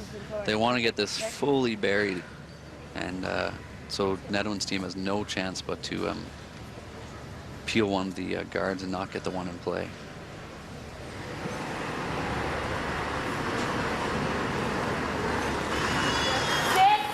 Line's real good. Yep. Yep. Easy, easy. Where are we? 5, room. A lot of sweeping at the start of this one. We've been seeing it's imperative that you wait for that curl.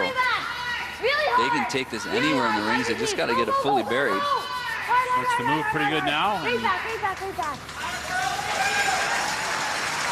Not bad. Great shot and great sweep. So again, fully buried. Okay. Heather not getting teased by anything. She's just going to get rid of that one guard that it's behind.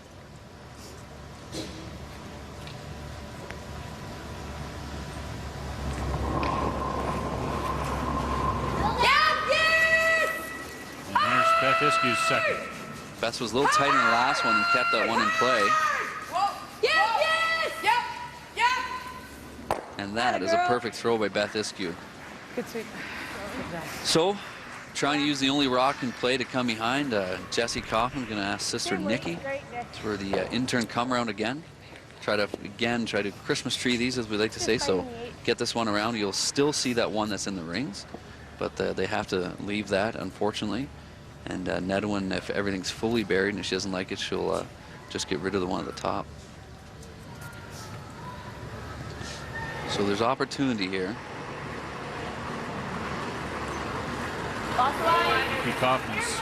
Lots of line. It looks like lots of weight from up here. Good. Yep. So Jessie, knowing they got to make sure they make these calls, looking at coming behind the one in the house now. Easy, easy. Got to be in the house. It's a key point. All right, we need it in the house. Yep. So placement's key. So using anything they can get there. Great plan B by Jessie Kaufman to put that in a good spot. Key thing is just really heavy out of the hand by Nikki there. They're trying to get right to the top 12 foot. So great line here on TV. You can see that it's coming to the back 12 foot. Nice normal But here, fairly open just hit normal. here for Heather Nedohin.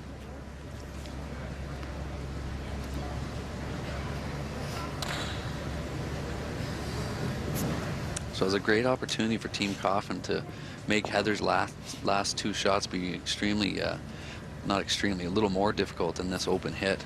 Had they put that one around that guard, this would only be half open. Right now it's fully open. Heather climbing again. 89%, and I'm about to say it's a 90-something after this. She's just been stellar this game. Whoa. Yep, we do now. Okay. Just a piece, which is all they needed. Kaufman going to try to get around that corner guard again. And again, just that half shot by Beth Iskew on her first, making the last end here a little more tricky for Team Nedohin, but they're still going to have a fairly easy shot here on Heather's last one. Third time this week these two teams have played, and Heather said the first time that Kaufman had a great game, and she said in the second meeting they had that they were off. They didn't play their best game, but they certainly have, they've brought it in this one.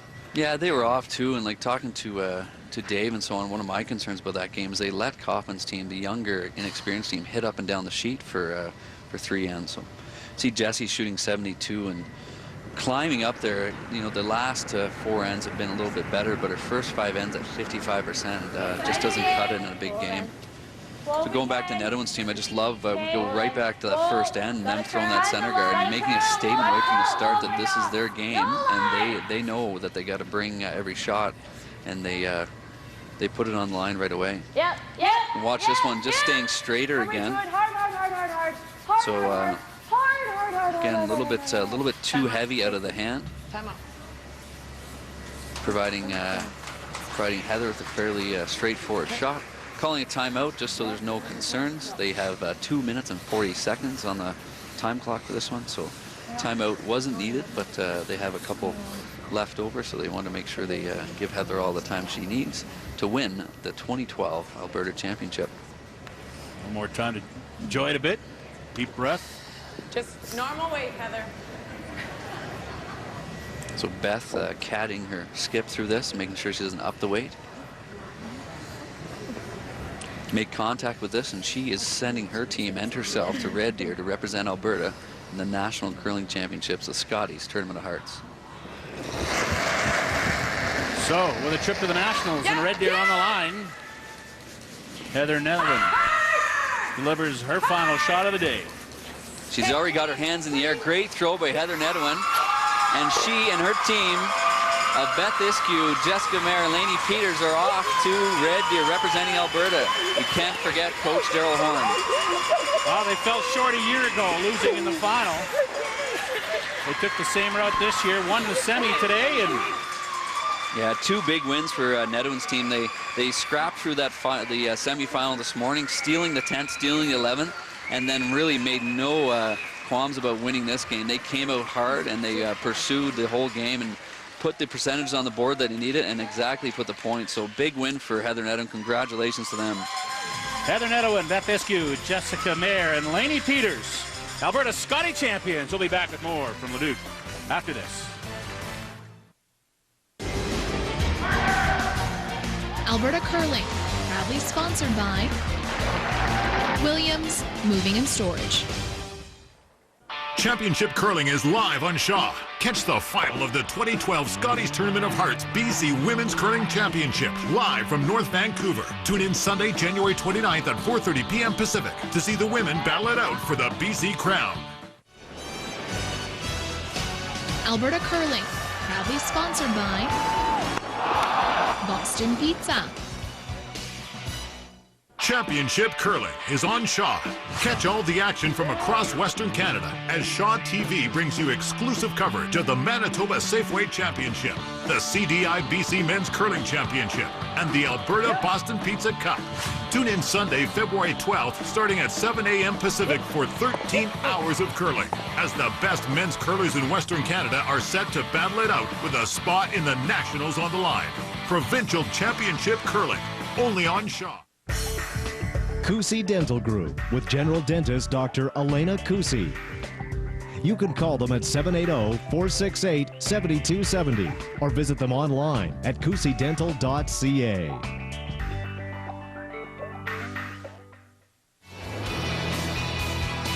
Alberta Curling, proudly sponsored by Best Western.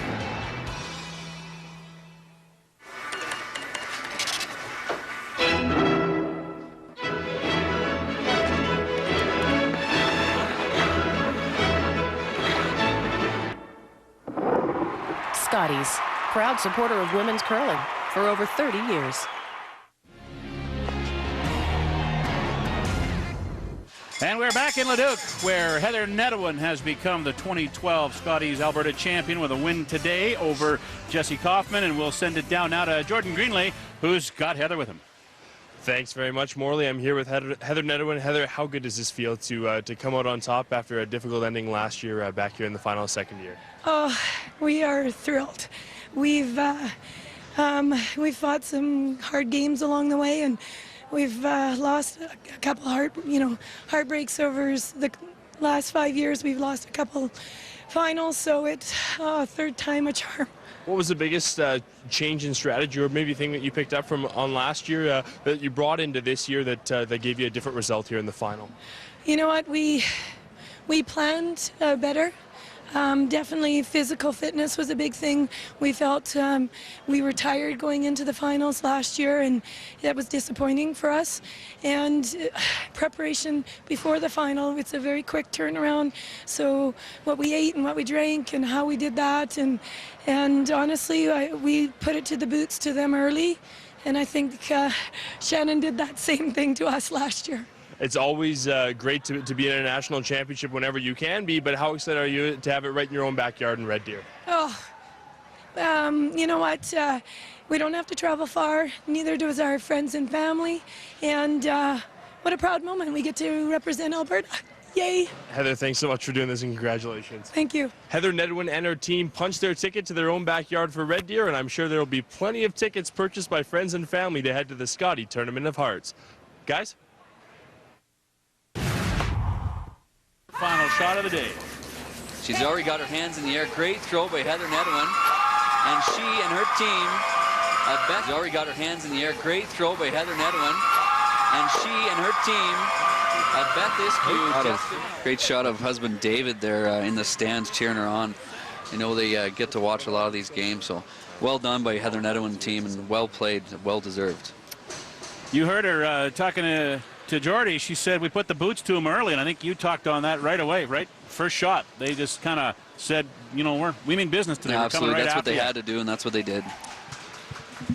3 in the third, 2 in the fifth, built up a 6-2 lead, and at that point, it got closer, but they kind of cruised No, to that point. they gained control and they maintained control. All right, we'll be back with more from Leduc after this.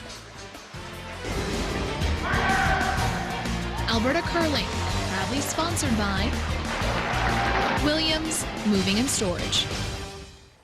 Championship Curling is live on Shaw Direct. The best women curlers in BC are set to battle it out in North Vancouver in the 2012 Scotties Tournament of Hearts BC Women's Curling Championship. Tune in Saturday, January 28th at 6 p.m. Pacific for the semifinal, and on Sunday, January 29th at 4:30 p.m. Pacific for the final to see which rink will be crowned the best of BC. Provincial Championship Curling, only on Shaw. Alberta Curling, proudly sponsored by Boston Pizza. Championship Curling is on Shaw. Catch all the action from across Western Canada as Shaw TV brings you exclusive coverage of the Manitoba Safeway Championship, the CDI BC Men's Curling Championship, and the Alberta Boston Pizza Cup. Tune in Sunday, February 12th, starting at 7 a.m. Pacific for 13 hours of curling, as the best men's curlers in Western Canada are set to battle it out with a spot in the Nationals on the line. Provincial Championship Curling, only on Shaw. Community programming on Shaw is sponsored by Viking Mechanical, plumbing, heating, gas fittings. For information, call 780-PLUMBER. That's 780-758-6237. Alberta Curling, proudly sponsored by Best Western.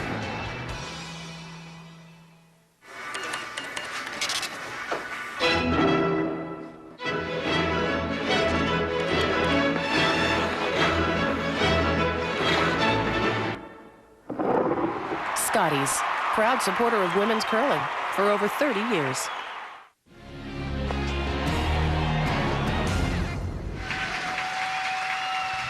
Welcome back to Leduc and the wrap-up of the 2012 Alberta Scotties. Morley Scott along with Paul Webster. And Paul, a lot of disappointment, I think, for Heather Nedohin last year at this time, but nothing but smiles this time around as she's had a real good event here in Leduc this week. Yeah, they secured a really good spot for themselves into the 1-2 game, and we talked about experience at the start of this game, and it's totally shone through. I go right back to that first end. I love the fact that they called the center guard. Junior women's curlers out there see that and understand what it did for them. It gained them so much confidence in the rest of the game, and they put a statement right from the start. Nedohin wins it, but you got to give full marks to the week that Kaufman had here in Leduc. She went through until today perfect, got herself into the final, and at 23 years of age, she's got a bright future ahead of her.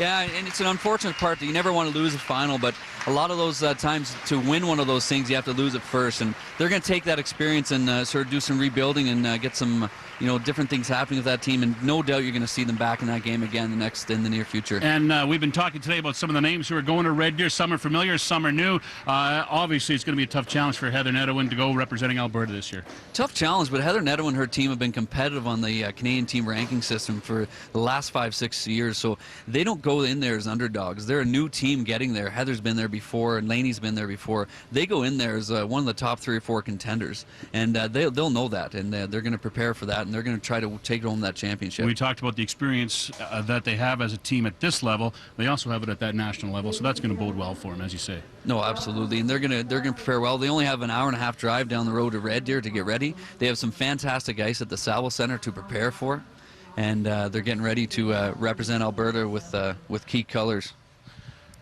Final ceremonies going on here to wrap things up. A very happy Heather Nedohin and her rink will be heading off to Red Deer to take part in the Canadian Scotties, and hopefully from there a little further south to Lethbridge, where the World Championships will take place this year. And just a reminder that Shaw TV's provincial curling coverage will continue immediately after today's game. We'll go to the BC Scotties final live from North Vancouver. But that's not all. Live curling will be back on Shaw again on February 11th as we broadcast the Manitoba and BC men's semifinals.